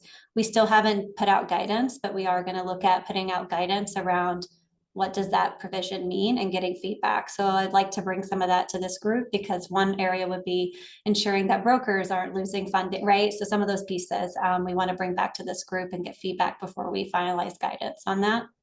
But the goal is that they would split some of that loss for them on both sides of their medical spend of the premium, as well as their profit side of their premium and their administrative costs.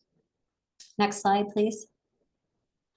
There are certain network adequacy requirements. They must prioritize contracting with what we call essential community providers. In Medicaid, this is our rural hospitals, this is our FQHCs, our federally qualified health centers. It's really trying to align people coming off the Medicaid program or going back and forth depending on their job situation and their economic situation, but it really provides some of that continuity. Is the goal there, but also to improve the networks for individuals, especially in some of our hard to reach areas of the state. They also have to report on, improving access to quality, culturally competent and value-based services for providers. And they have to also put together a plan to do this work and then let us know how that's going. The other piece here is provider and reimbursement. In the bill, there is a floor where they cannot offer rates that are lower than Medicare. It has to be comparable to or better. We are going to be putting together a process where providers can notify us if they think their rates are not compliant with this requirement, so we can take action under the contract to penalize a carrier or do a review with the carrier and DOI. But right now, in the contract, they have to notify all of their providers that this is a requirement, so the providers know. And all providers, just so there is a requirement that providers also participate at least in one provider network for BBSP in their area. And then marketing and outreach, they're required to promote marketing and consumer outreach for their BBSPs, as well as the exchange, and they will develop these consumer outreach campaigns for us to review and walk through. I'm happy to bring some of those to this group if that's helpful. Next slide, please. And next slide. So right now we are in the process of, like I mentioned, trying to get the contracts done. The waiver process was really a long process. I don't think I've ever been through a waiver that long with the federal government. It was pretty intense. The start date hopefully will be March 31st or right after April BOE. I think at this point we're looking at sometime early April because of the Board of Examiner date. They are then going to do like every other carrier and be submitting their rates to DOI for review and approval. Once those rates are approved, they'll be working with the exchange on these products like they are with any of their other products that they offer. They will still be, many carriers will probably still be offering other products. These will just be submitted the same. And then these products are supposed to be available under state law for plan year starting January 1, which is really, October 1 open enrollment period. But the coverage date is effective January 1, 2026. Next slide, please. So this piece here is just walking through really kind of the next steps with DOI and the rate submission. We are hoping for at least a 35% take-up rate, and we are assuming that given the lowering of the premiums that we have seen there is capable, that this is probably an easy target to meet, but we'll have to see. If that happens, we do know we'll have a sufficient funding for the complete reinsurance program that we have agreed to with the federal government. We do hope that it will, over time, lower healthcare costs or at least start to drive some of that trend down over time. And the other piece I think is the more exciting piece is really the opportunity to reward carriers that are working on quality and that are creating those types of incentives in the marketplace with their providers and looking at recruitment for new providers. Once we get the rates, that's when we'll be working with CMS on actually how much we can get back and pass through funding. Next slide, please. This is something that was presented to DOI's Life and Exchange Board, but something we know as Todd Rich on our team will be leading going forward is really working with Division of Insurance, Exchange, and other partners, including carriers, on education about what this is and how it works. And once we get the contract signed, we can really dive into some of that detail more. Also working with brokers and ensuring that they understand and what their rights are too under the contract. So if they feel like they've been negatively affected, how can we work together to make sure that that is not occurring? Obviously, clear communication is important and collaboration amongst all of us, and then strong marketing efforts. Next slide. And that's it. That's the recap. Thank you, Tiffany. Any questions on that piece? Thanks, Stacy. One question I had. Oh, I'm sorry. Go ahead, Jonathan. I'm sorry. I didn't see your hand. You can go first. I can wait. Okay. One question I had, and I wasn't sure. Do you anticipate, so you have a plan that's lower in price than the current plan that's on the market, and is your expectation that the plan designs are exactly the same and they're just priced lower, or does the plan design change? They can change the plan design how they see fit to make the rate work. I think the important note, it's not necessarily price that's going down, it's trend, right? So it's a premium trend. So what we're doing is really lowering that trend over time for that second lowest silver, and not necessarily saying prices go down, because as you know, prices are always going up. We're never going to be lower than we were 2 years ago. Yeah. Okay. Thanks. But they have the option to redesign their plan, but they have to take some of that out of their administrative costs too. So it's not just on the medical side.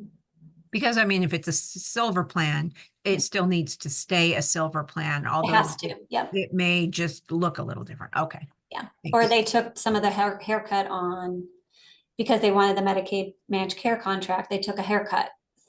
Do Got you. something on their administrative spend, or where, there are reasons that plans did bid on this, because, they wanted also to bid on the Medicaid managed care product, which is worth billions to carriers, and the Yep. exchange is not worth billions to carriers.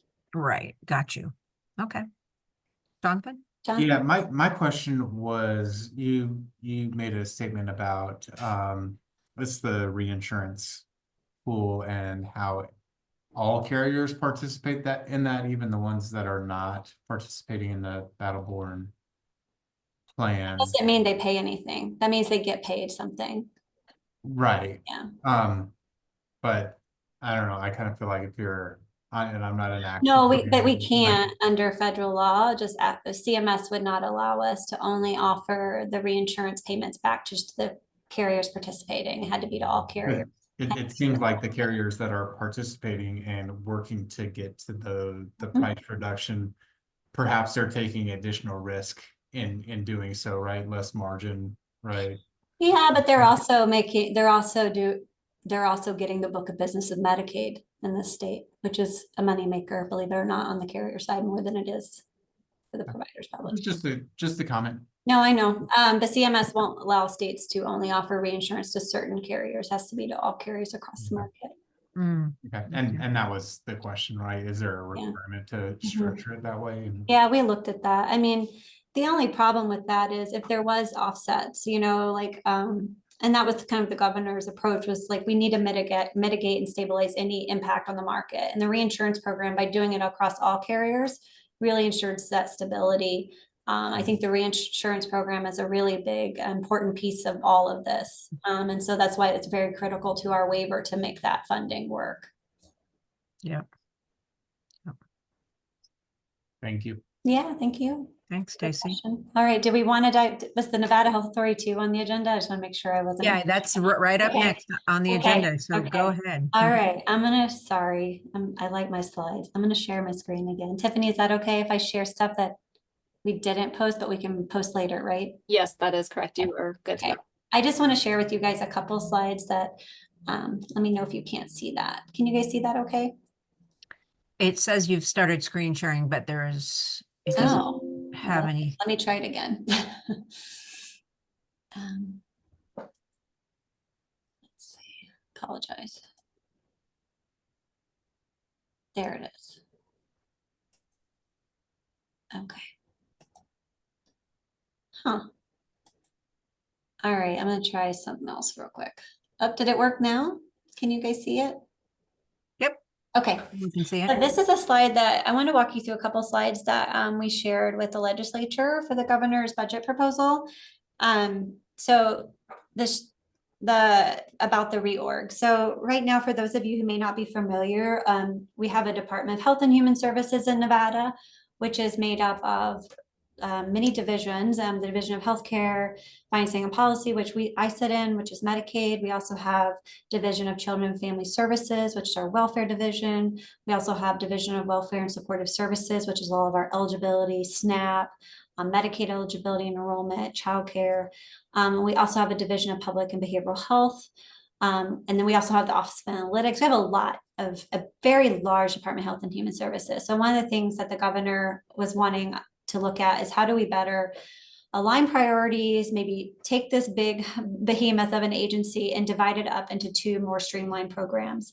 So when looking at it, DHHS, there's two real services that we're providing, where there's a payer as Medicaid, right, and oversight and fraud and those pieces. And then there's also more of a direct provider of services. The state does provide certain healthcare services to individuals, the most vulnerable populations. It also provides welfare and child welfare supports and services. So Department of Human Services really has become more of the provider, and that will be its new role. And that's what the governor's recommending. That'd be more streamlined and efficient. And then the Medicaid program, DHCFP, is being pulled out into a separate agency and brought together with other healthcare programs in the state, except for Division of Insurance, which is the regulator of the market. So it makes sense to have that separate. So as part of Nevada Health Authority, it'll be the SHIX, the exchange, and then our public employee benefits plan will all come under one umbrella, under one agency. The need, obviously, for the health authority is that in Nevada, our healthcare costs continue to go up. I think when looking at only the most current data I could find on Kaiser Family Foundation, we were one of the highest. We were the highest in the country when it comes to annual growth rate and healthcare expenditures, which was pretty shocking to me. I knew we were high, but I didn't know we were that high. But I also, for the state budget, it continues to grow. And one of the things that our public employee benefit plan does struggle with is actually good benefits and provider networks that work. And so one of the things that we're hoping is bringing all these entities together, we can better leverage our buying power with carriers to maybe get a better deal for our employees. We are also the largest spend. Medicaid's the largest spend in state general fund is on Medicaid at 2.7 billion. And by combining these, the state of Nevada will be covering 1 in 3 Nevadans across all programs. So it becomes the largest payer and purchaser of healthcare. The other thing trying to look at is how do we, address all of the provider network issues that we have. And so part of the new authority will include a real focus on workforce issues and GME. So graduate medical education program has been recommended that it comes under with funding. We're going to be looking at leveraging Medicaid dollars where we can to better maximize those funds to support providers. And we also are getting the healthcare quality and compliance unit from DBPH, which is the licensing entity for facilities, and really trying to align the provider experience when their facilities are getting licensed. They're also, we have our own centralized credentialing now too. We're looking at how we can use that and leverage that broadly. And how do we make this a better experience for providers and really motivate more providers to join our networks? And just the other issue, obviously, you guys probably know this, is that Nevada ranks in the bottom 10 of most healthcare rankings nationally. It is, I think there was one the other day for maternal and child health in Nevada is like one of the worst in the country at 49th. So these are the things that we're trying to tackle. We know currently we are all working on access issues, cost issues, challenges with provider access. And by bringing us under one umbrella together, we think we can leverage our resources better and hopefully try to be less fragmented in this work and try to tackle this. On the side here is just the mission of the new authority. There is a budget bill coming out that will have a lot more detail, but it's confidential until it is. So, but this here is really aligning with that mission that's in that bill. To really develop a sufficient provider workforce, secure affordable coverage, support more effective and efficient responsive healthcare systems, and to ensure long-term sustainability of our state programs by minimizing financial burden of healthcare on budgets, Nevadans, and public employees. And there's different ways to do this. One thing another opportunity I think we haven't really dug into, but we will if this passes, is looking at opportunities if we are moving some of the Medicaid eligibility through the exchange. We can also be leveraging federal funds to help support the operations of the vendor and the technology that supports that eligibility enrollment system. So it saves the exchange money, saves carriers on their fees. The other thing we can look at is the Navigator program. If they're helping and supporting some of the Medicaid outreach, we can be matching that money as well and getting 50% of that cost federally funded. So there's a lot of opportunity there to really leverage more federal dollars to offset some of the cost to the program for the exchange. And the same for some of our other programs, but we're still looking at different opportunities. But the other last one here is just looking at different state purchasing and contracting strategies. In the budget BDR, there is a requirement that this group and these agencies will work together to come back with and do some modeling in the interim with different vendors to come back with recommendations for any statute changes or any new state and purchasing and contracting strategies for the legislative session in 2027. This here is just a high level org chart. I will say that a lot of things change during session. So this could probably look very different in a couple months, depending on where lawmakers want to go, but this is just starting point. There would be the director, and then under that would be more of our operations staff. And then we'll have a new healthcare purchasing and compliance unit. So we'd have this agency would have its own purchasing authority for healthcare coverage. It would include, as well as I mentioned, the healthcare quality and licensing unit. and a new Medicaid Inspector General unit. One of the things that we're struggling with in Medicaid is fraud and provider fraud. And so really trying to really leverage some resources for that work and really bring that up and try to get more support for that with our new, we're hopefully going to get a new regulatory counsel to support that work, an attorney. We'll have our healthcare financing and budget team. So this will include all of our budgets. We are going to keep PEB and exchange separate just because they're different funding sources and pretty unique. But we will be looking at ways to do cost allocation plans with them to maximize Medicaid federal dollars when we can. Nevada Medicaid would be a separate unit. And under there is all the things that would stay with Nevada Medicaid. Some of those duties will be, like the budget team will be moving over, as well as the Medicaid Inspector General, some of that fraud work. So Medicaid, what is called DHCFP today, will look a lot smaller in terms of as a division or an entity. And then there's the Consumer Health and Access Unit, which we have a lot of different things now that kind of work together around consumer health. The exchange is obviously the biggest one, the biggest player, being sort of that portal to access coverage, to do marketing and health promotion. With the Medicaid Express, if we get that part passed and funded as well, that will be a big new piece to be lifting, improving access. There is a new Office of Mental Health too in the governor's policy bill that he is asking to put under the Nevada Health Authority. The PPC is that Patient Protection Commission. So I don't know if any of you are familiar with that group or maybe sit on that group, and I'm sorry if you do and I forgot. But that right now is reporting up to Medicaid. And so we would be bringing that over with us and putting it under here. And that group really looks at a lot of the issues that are affecting access to care. And so really having that group advising some of this work would be important. The BBSP, the public option plans, will fall under here. And then, like I mentioned, all the workforce stuff that we'll be doing around improving provider access. And then the last but not least is our public and employee benefits team. They primarily, like the exchange, will stay similar to the unit they are today. They will just be part of a larger umbrella that's working on similar strategies to improve healthcare in the state. This here is just walking through kind of high level of things I mentioned that are coming over. I didn't mention, but there are other programs coming under the umbrella.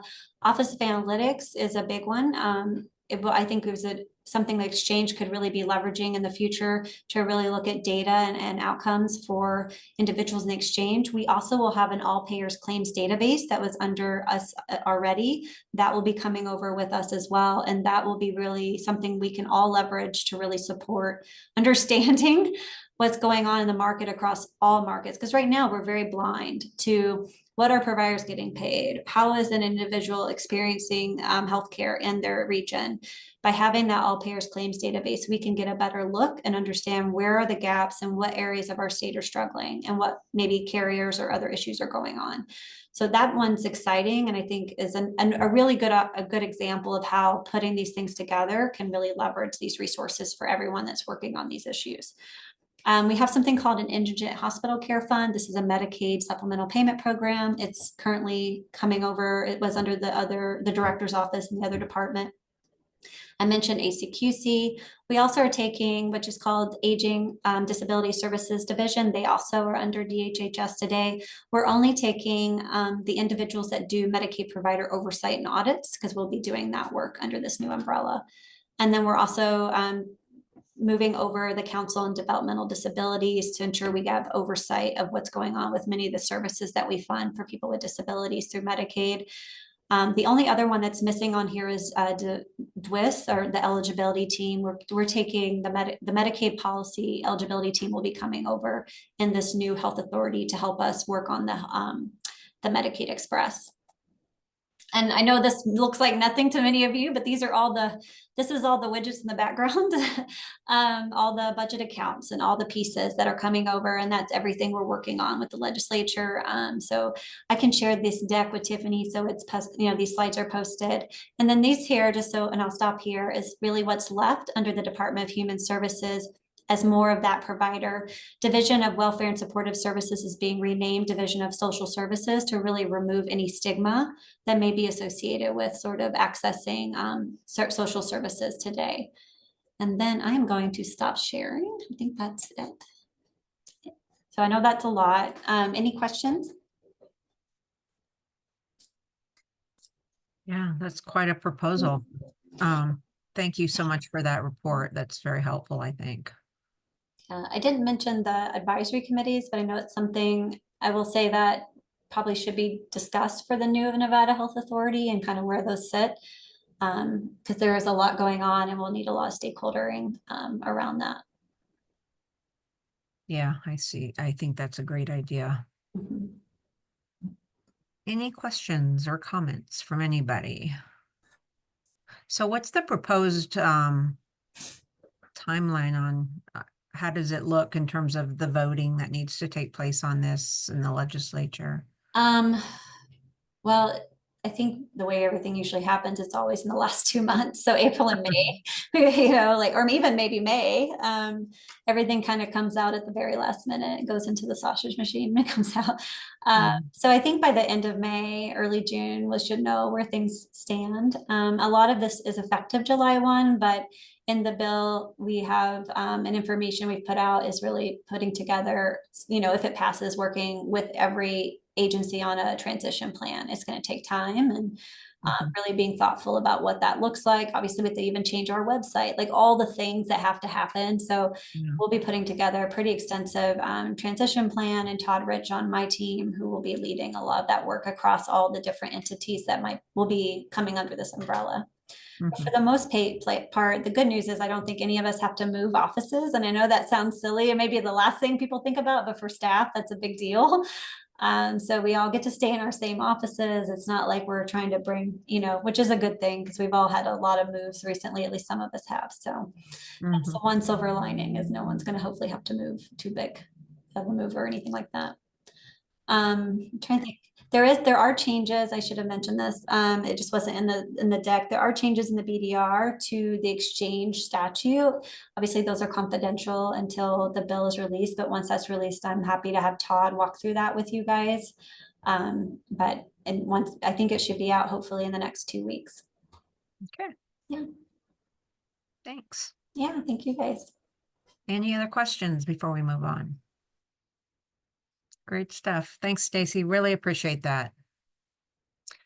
Okay. Next up is agenda item 12, the executive director report, providing updates on topics that cover matters of the exchange. Take it away, Russell. Thank you, Madam Chair. Russell Cook for the record. The purpose of this report is to provide information to the board and public regarding the operational matters of the exchange, as well as state and federal updates affecting the operations of the exchange. And given the immensity of today's agenda, I'm keeping it relatively brief, but I will be pausing after each section. Happy to answer any questions along the way or provide additional details or context if desired. Under general comments, in the 2-month interim since the December 17th, 2024 board meeting, the exchange has been primarily focused on the completion of the plan year 2025 open enrollment period, or OEP, the results of which will be detailed later in this report. Additional areas of emphasis included negotiations with technology vendor Get Insured to extend the exchange's existing contract for technology platform and call center services, the submission of OEP-related metrics to CMS in accordance with the exchange's statutory reporting obligations, and analysis of CMS's proposed notice of benefit and payment parameters for plan year 2026. From my perspective as the exchange's director, the completion of OEP also provides an opportunity for reflection. Having occupied this position for the last 2 open enrollment periods, it's my genuine belief that SSHIX continues to rank among the highest performing state-based marketplaces in the nation. And I want to take this opportunity to thank the board for their consistent support as we further our goal of improving every aspect of the exchange's operations. I'm assuming there are no questions. Please interrupt me if there are. I'm going to proceed in the name of expediency to the next section, which is the 4-month look ahead. The first subsection is the plan year 2025 special enrollment period. January 16th, 2025 marked the beginning of the plan year 2025 special enrollment period, or SEP. From that date forward, Nevadans who wish to enroll in marketplace health or dental coverage for plan year 2025 must have experienced a qualifying life event, or QLE, in order to qualify for an SEP enrollment. Concurrent with the launch of 2025 special enrollment period, the exchange modified the configuration of its eligibility verification rules with respect to a number of QLE scenarios, including the birth of a new child, marriage or divorce, and the loss of minimum essential health coverage, for example, loss of employer-sponsored coverage. Historically, SEP enrollment windows for these scenarios were approved based on applicant self-attestation. Going forward, however, applicants reporting these event types will be required to provide supporting documentation before their SEP enrollment window will be approved. This change is part of the exchange's overall commitment to improving program integrity. Next, I wanted to discuss CMS rule changes for plan year 2026. On January 13th of 2025, CMS released the final HHS Notice of Benefit and Payment Parameters, or NBPP, which details rule changes that will impact ACA marketplaces for plan year 2026. As is typical each year, our policy team is currently reviewing the final rule changes to assess their impact on the exchange's operations. Among the applicable rule changes promulgated in this year's NBPP are allowable cost sharing reduction, or CSR loading.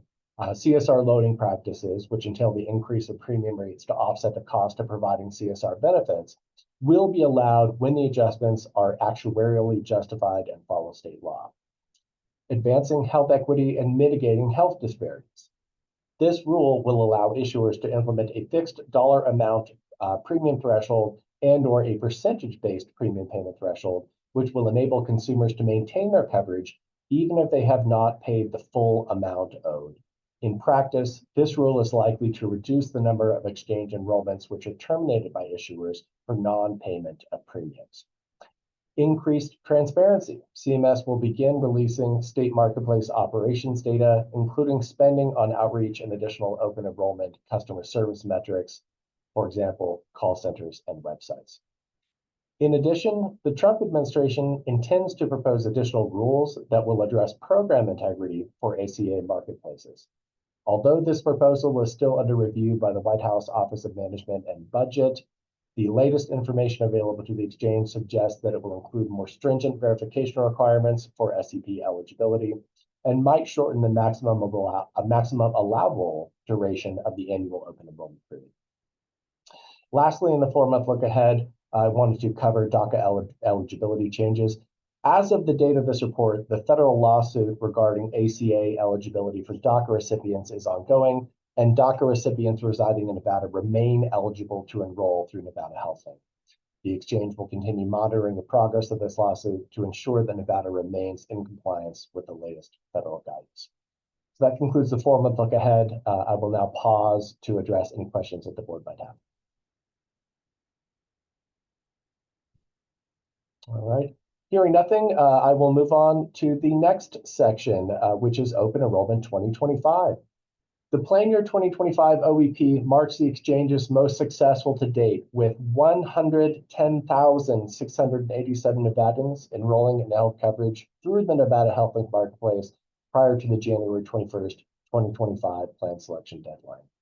This figure represents an 11.5% increase over plan year 2024 and a 9.1% increase over the previous enrollment record set in 2022.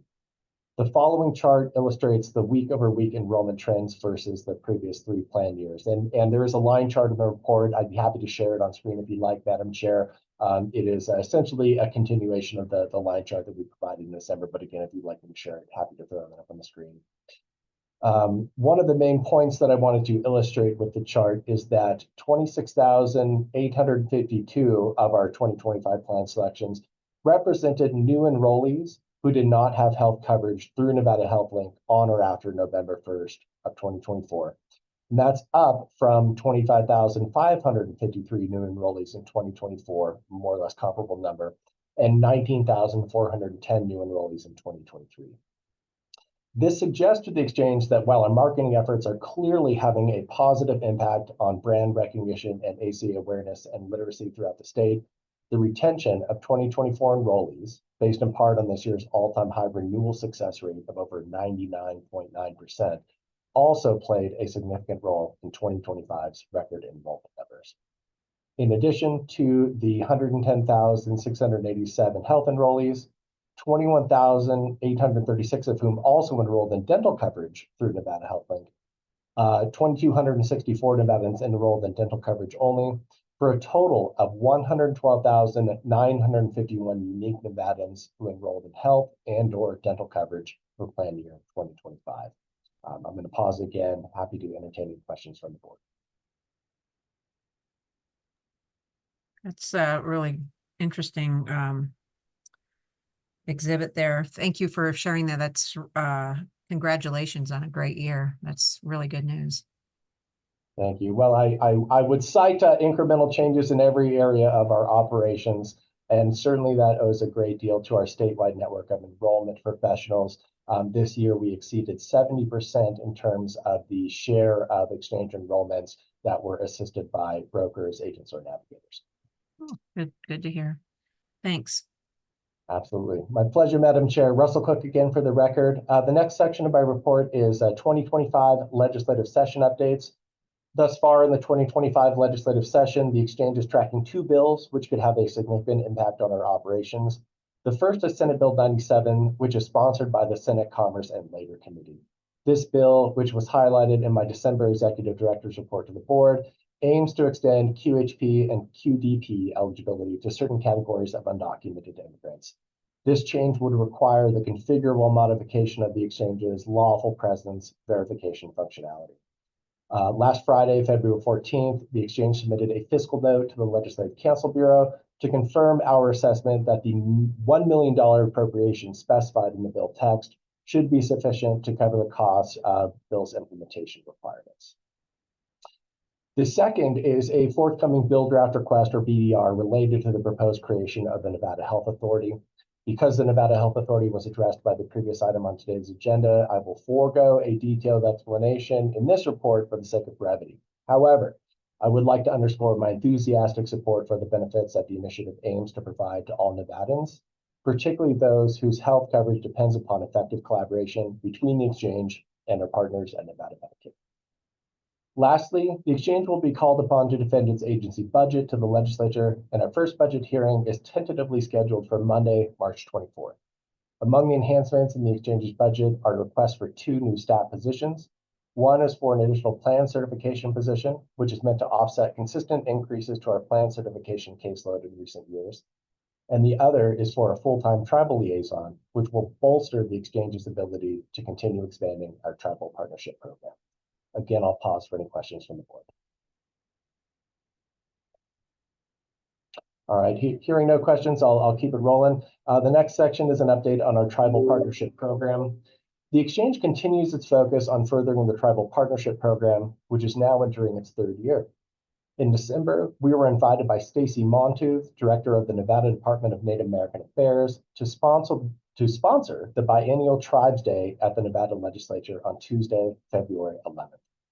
In addition to staffing a navigator booth at the event, the exchange was offered the privilege of presenting an overview of the benefits available to American Indian and Alaska Native, or AIA, enrollees through Nevada HealthLink, which provided a rare opportunity to address representatives from numerous tribal government councils throughout the state. The presentation included an overview of the exchange's forthcoming tribal partnership initiatives, such as our goal of partnering with a Native photographer to capture professional quality photo and video assets at tribal community events throughout the state, as well as our intent to engage members of Nevada's tribes to translate our fact sheets, resource guides, and future publications into their native languages. After the presentation, I spoke with several representatives who were interested in learning more about the exchange's commitment to Nevada's 28 federally recognized tribal nations. And based on their feedback, it's my belief that the information we provided was favorably received. In my estimation, the Tribes Day event marked a significant and meaningful milestone in our continued efforts to build community trust amongst our tribal partners. Perhaps the most encouraging sign related to the exchange's tribal partnership program was identified in our post-OEP analysis of Plan Year 2025 enrollments. Following the conclusion of the Plan Year 2024 OEP, or about a year ago, the exchange had 774 self-identified AIAN applicants enrolled in health coverage to Nevada HealthLink.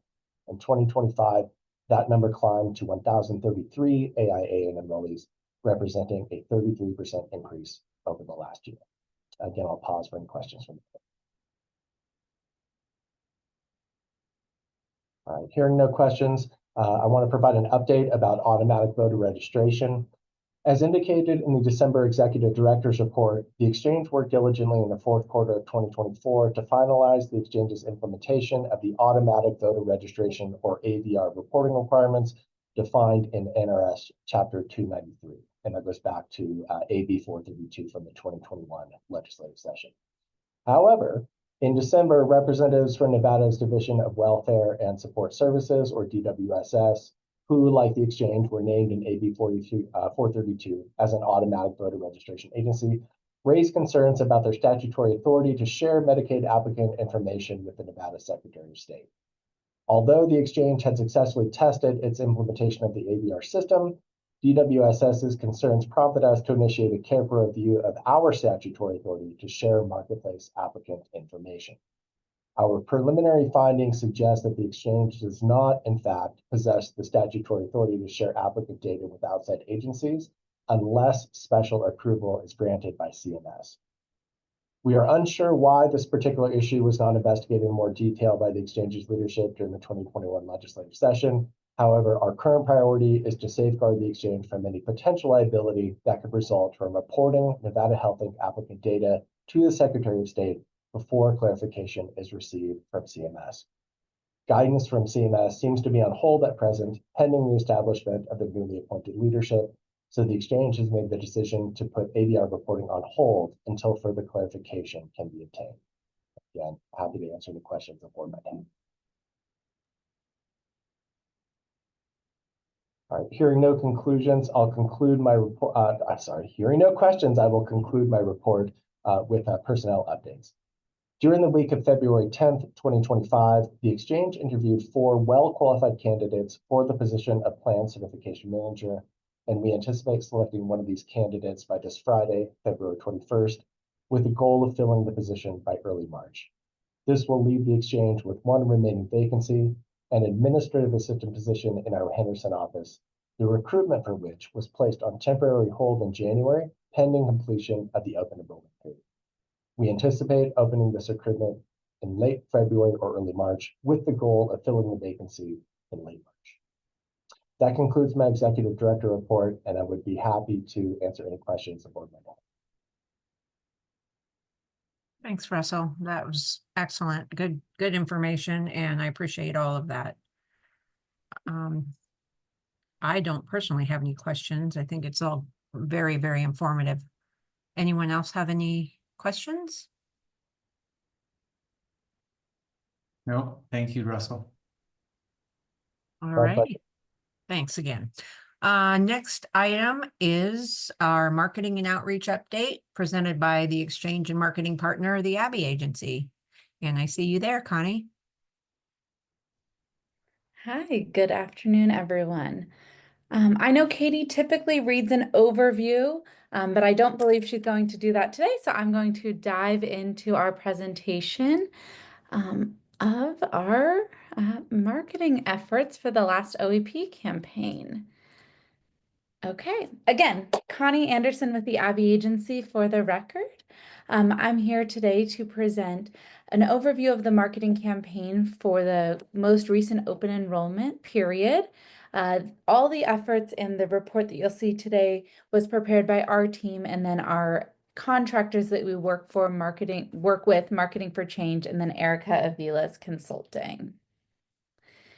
As you'll remember, in October, our team presented to you a bit of a strategy shift for the Nevada HealthLink marketing overall.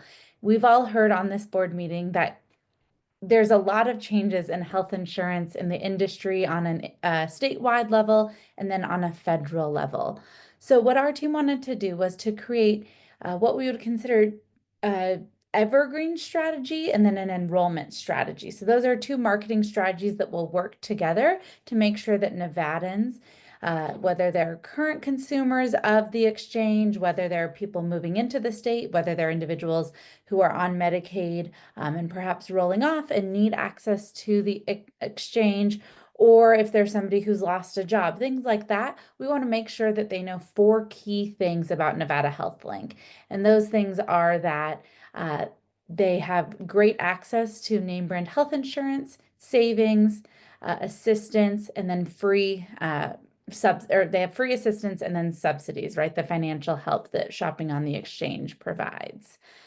So that Evergreen campaign will be going year round in marketing for Nevada Health Link, but then throughout different times of year, such as open enrollment, we have very specific marketing enrollment campaigns where we're encouraging individuals to enroll right now. So I'll show you a little bit different of those creative advertisements and how they look in a moment.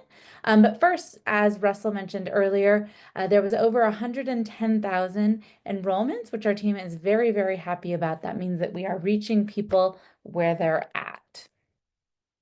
One way that we're always measuring ourselves is looking at research. We want to make sure that the marketing that we're doing, of course, is leading to enrollments, but that it's helping to drive people along in their decision-making process, that it's help increasing awareness of Nevada Health Link overall.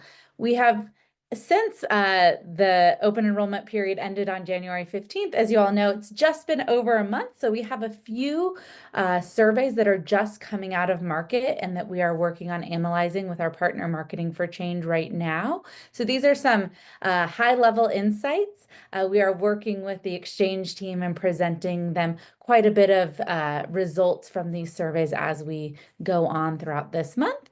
But right now we wanted to share that looking at our large survey that we do after open enrollment, where we survey 3,000 Nevadans, we found that people who saw Nevada Health Link advertising rated it as much more, they rated Nevada Health Link much more favorably than those that didn't. So that's good news. That's means that people who saw the advertising had positive feelings about Nevada Health Link.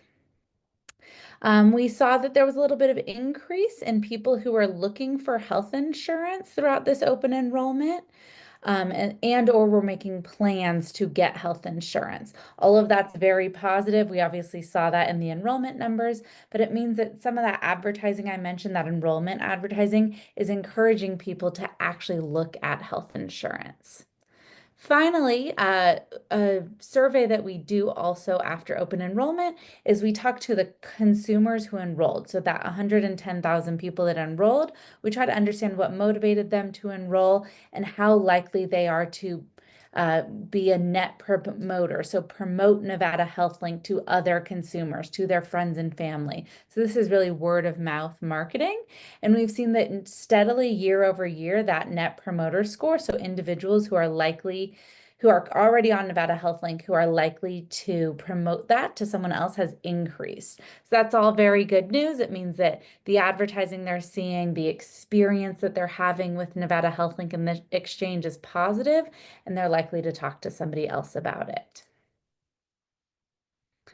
I mentioned earlier our creative concept of the evergreen and enrollment specific marketing advertising. So you'll see some of these evergreen assets here. Again, we focus on our 4 unique value propositions of savings, selection, free assistance, and name brand health insurance. This is an example of a carousel ad that you might see on Instagram or Facebook, where someone can scroll through and look at all of these little panels. And then of course they can, anytime they click on it, they would go to the Nevada Health Link landing page for open enrollment. Here's another iteration of this where, again, we focus much more on enrolling now. We have many calls to action that say enroll now. We have calls to actions that are focused on premiums as low as $10 a month, and then see your savings. We did, again, depending on the consumer and where they're at on the journey, we want to make sure that we're providing them with a lot of assets that look very similar, but have slightly different messaging. This allows us to, one, A/B test and see what messaging is driving people to enrollment. And then if an ad didn't catch a consumer the first time and make them want to click through, maybe a second ad with a slightly different message. So for example, this one focusing on joining 9 out of 10 other Nevadans who've saved on health insurance, that message may get them to click through. I believe I showed you the video in our last board meeting, so it's linked in here, and you're welcome to look at that video again. We created the video, I think, in, oh gosh, quite a few sizes this year, probably 24 or so sizes, just to make sure that if individuals were seeing this on the broadcast TV, on their phone, in different out-of-home areas, they were seeing a video that fit well. Okay, paid media. This year, we were very excited to have this both evergreen campaign as well as enrollment-specific campaign because it allowed us to be very targeted in who we were talking to. And then it allowed us to really use a lot of data as individuals were enrolling throughout open enrollment. We were able to see which zip codes individuals were enrolling in, where subsidy eligible individuals were, and perhaps they weren't enrolling as high as previous years, or where they were outpacing enrollment from previous years. And through our digital media, we were able to adjust our spend to overcome to find areas where individuals maybe weren't enrolling at as high of a pace as previously, or in areas where things were working to amp up those efforts and make sure that we were reaching all of the consumers that we were able to. This year, you'll see that one thing we're always focusing on is trying to understand how our ad spend is resulting in enrollments. So overall, our ad efficiency or budget efficiency this year was a 29% increase of last year, meaning that the cost per enrollment, if we took everyone who enrolled and then divided it by our media spend, we've decreased that. So it's just about $10 per enrollee this year on our media spend, which is overall, I think, a great cost and something that we're always looking to decrease, and happy to have done that this year. Wanted to share on our traditional media value or traditional paid media.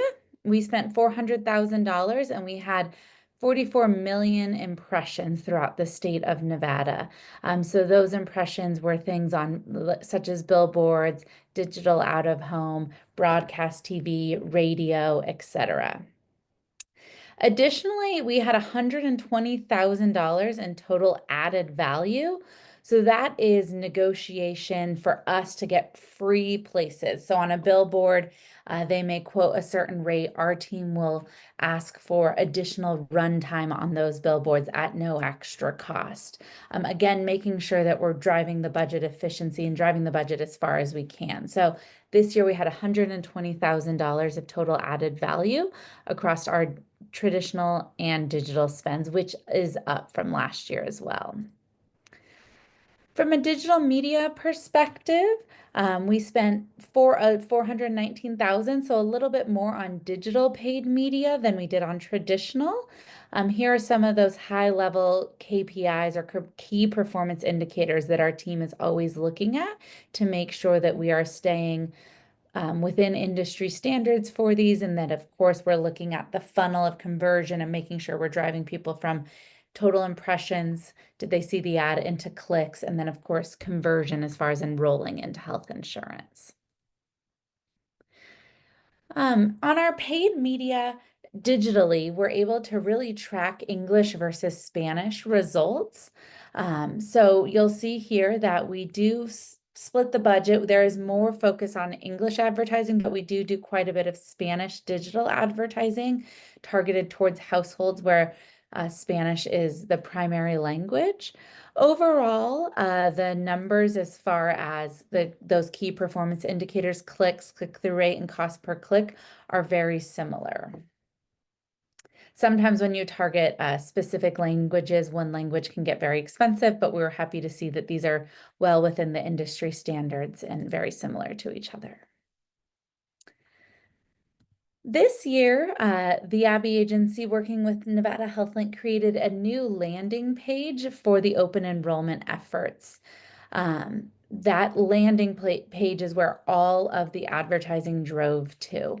That landing page very much mirrored the animated approach, and it had a lot of interactive elements for a consumer so that as they were scrolling through, different elements were popping up, information was popping up, and we were driving them further down the journey of deciding if they wanted to get health insurance, and then providing them access to whether that's free assistance through a navigator or broker or directly to the enrollment platform. Overall, the Abbey Agency has continued to update the website with the exchange team as well. One of those key improvements was launching an accessibility update right before open enrollment period. So that accessibility update changed alt tags for photos, updated some of the text sizing and coloring to make sure that individuals coming to the website could access and see all of the information there. Overall, the accessibility score increased by 30%. And we are about to launch a new accessibility update soon as regulations continue to change. When we look at our web analytics for the open enrollment period, you'll see that we're looking at year over year when you look at these percentage-wise here. Overall, you'll see that there's a few less individuals coming to the page, but they're spending more time there and they're bouncing less. What that means is that maybe less people are on the page, but the right people are on the page. They're spending the time there to understand more about Nevada Health Link, how to get enrolled, and fewer of them are bouncing away. A bounce is if somebody comes to the website and then leaves immediately. So that's good news that we're targeting the right people, bringing them to the site, and then they're on the site finding the information they need. This shows you how individuals are getting to the website. 229,000 visitors to the website got there directly. They typed in nevadahealthlink.com. 193 got there via organic search. So that means someone went to Google or Bing or another search platform and typed in Nevada Health Insurance. Maybe they typed in Nevada Health Link. Maybe they typed in find cheap insurance in Nevada. Any of those search terms, and that brought them to our site. Those are the two biggest, so I'll just talk about those. When they were on the site, you'll see that we had quite a few people on the home page and then through the portal pages. So that's the enroll.nevadahealthlink.com pages. Demographics of those on our website. We often find that this lines up with quite a bit of the enrollment stats. So demographics, individuals from 45 to 54 and then 25 to 34 were our two highest user groups on the site. Not surprisingly, geographically, Las Vegas is the largest demographic to visit the website. You will see some California cities on here. This can happen if somebody's traveling back and forth between the city and they're using their cell phone. Their IP address could be picked up in different areas. We're always looking at this to make sure that there isn't a lot of Californians, but again, it is most likely because of individuals traveling back and forth between California and Nevada and then using their cell phones. We see mobile usage on the site is quite high, higher than desktop. And so their cell phone is pinging in California or identifying as a California IP address, even if they're in Nevada. One thing that I mentioned earlier is that the second highest way people are getting to NevadaHealthLink.com is through organic search. The best way that we can impact people coming to the site through organic search is through doing SEO, so search engine optimization. That's us identifying what search terms people are putting into Google or Bing, and then making sure that those words are throughout our website in ways that are organic and authentic, and so that the pages on Nevada Health Link come up in search. So you'll see here that these search terms are things that are often typed in, and then people are going from those search terms to our website.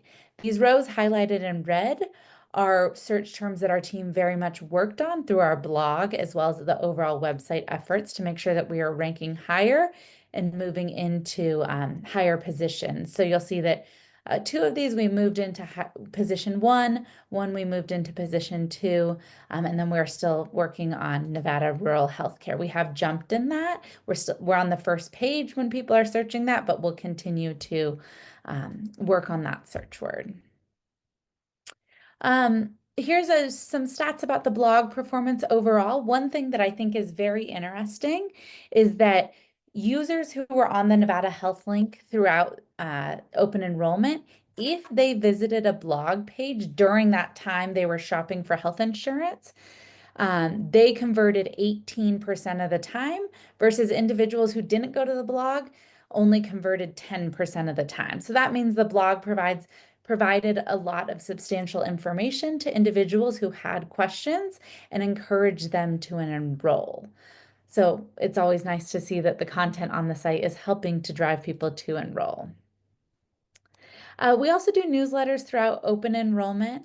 Our newsletter process, we are always looking at best standards and practices and making sure that we're taking into account all the federal rules about emailing individuals. So you'll notice that we sent fewer emails this year and newsletters to consumers just to make sure we were in alignment with data privacy policies.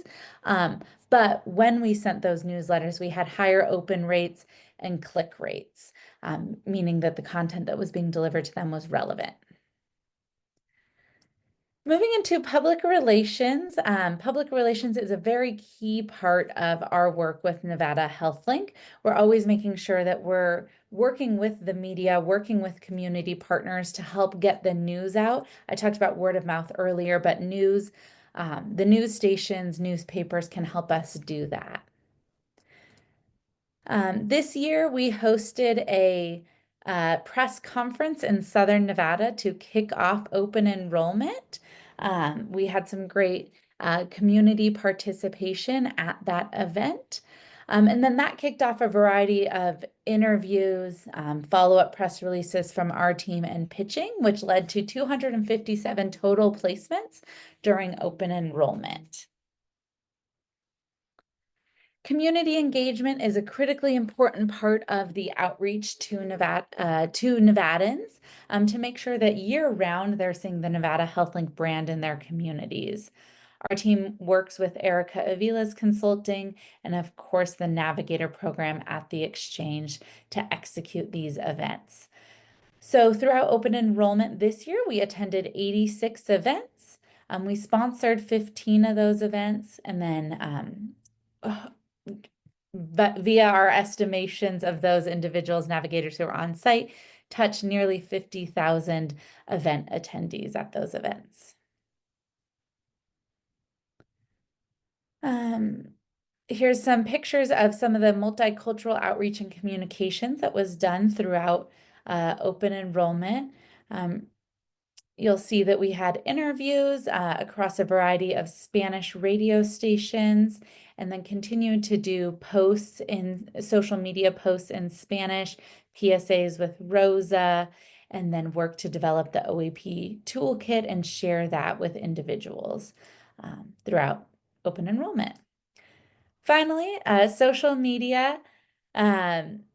The social media account has grown substantially this open enrollment.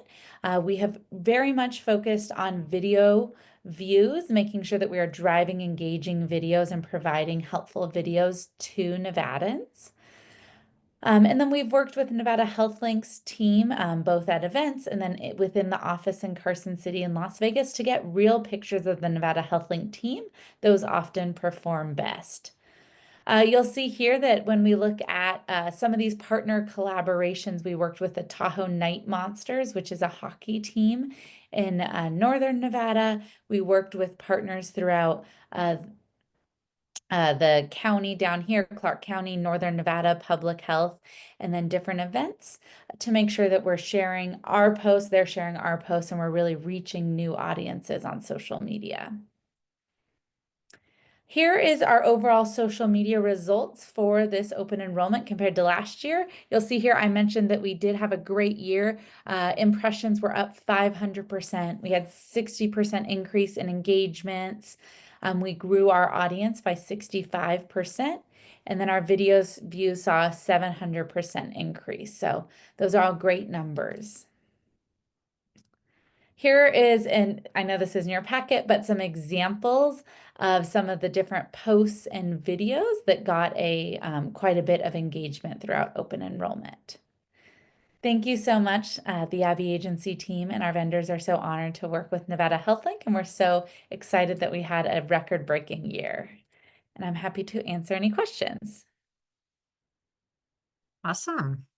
Thanks, Connie. As usual, you guys do a very thorough job, and it's very interesting information, and definitely had a great year. It's very exciting to see. Anyone have any questions for Connie? I think you did a good job of explaining everything, so I'm not surprised, but we do want to express our appreciation and just thank you for a great job this year. And you and the staff just really knocked it out of the ballpark. So we're very, very happy. Thank you so much. Okay, if there's no questions, I will move on to the next agenda item, which is for possible action, topics, dates, times, and agenda items for future meetings. Does anyone have any requests for any agenda items? I know we're going to put Sam Kumar's committee idea on the next agenda. I definitely, of course, would like to have updates on the Nevada Health Authority and the Battleborn state plans that we've been discussing. So hopefully we can put that on the agenda. Anything else that anyone else can think about? Thanks, Stacy.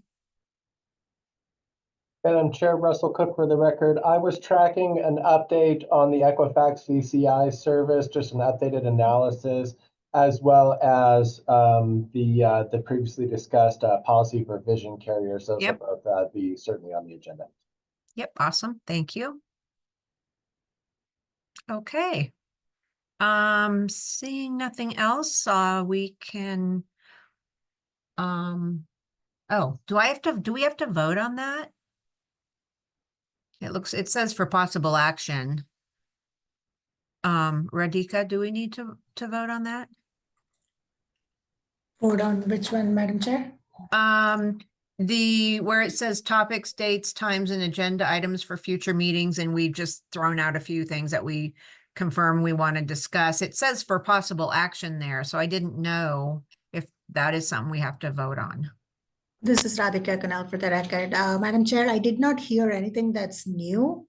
I heard Russell bringing up what's already been voted Yeah. on.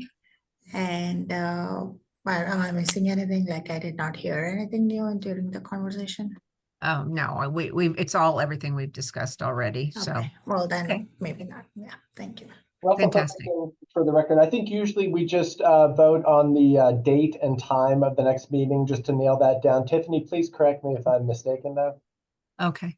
There are times when we have and times when we haven't. That's swung both ways. I would like to just mention that Dr. Sarah Freeman needs to be taken off here in just a minute. So if we are going to make any motions, let's maybe speed things along. Because then we will lose our quorum when she leaves. I think we're good to go. Thanks so much, Sarah. Appreciate everything today. Okay. And next up is public comment.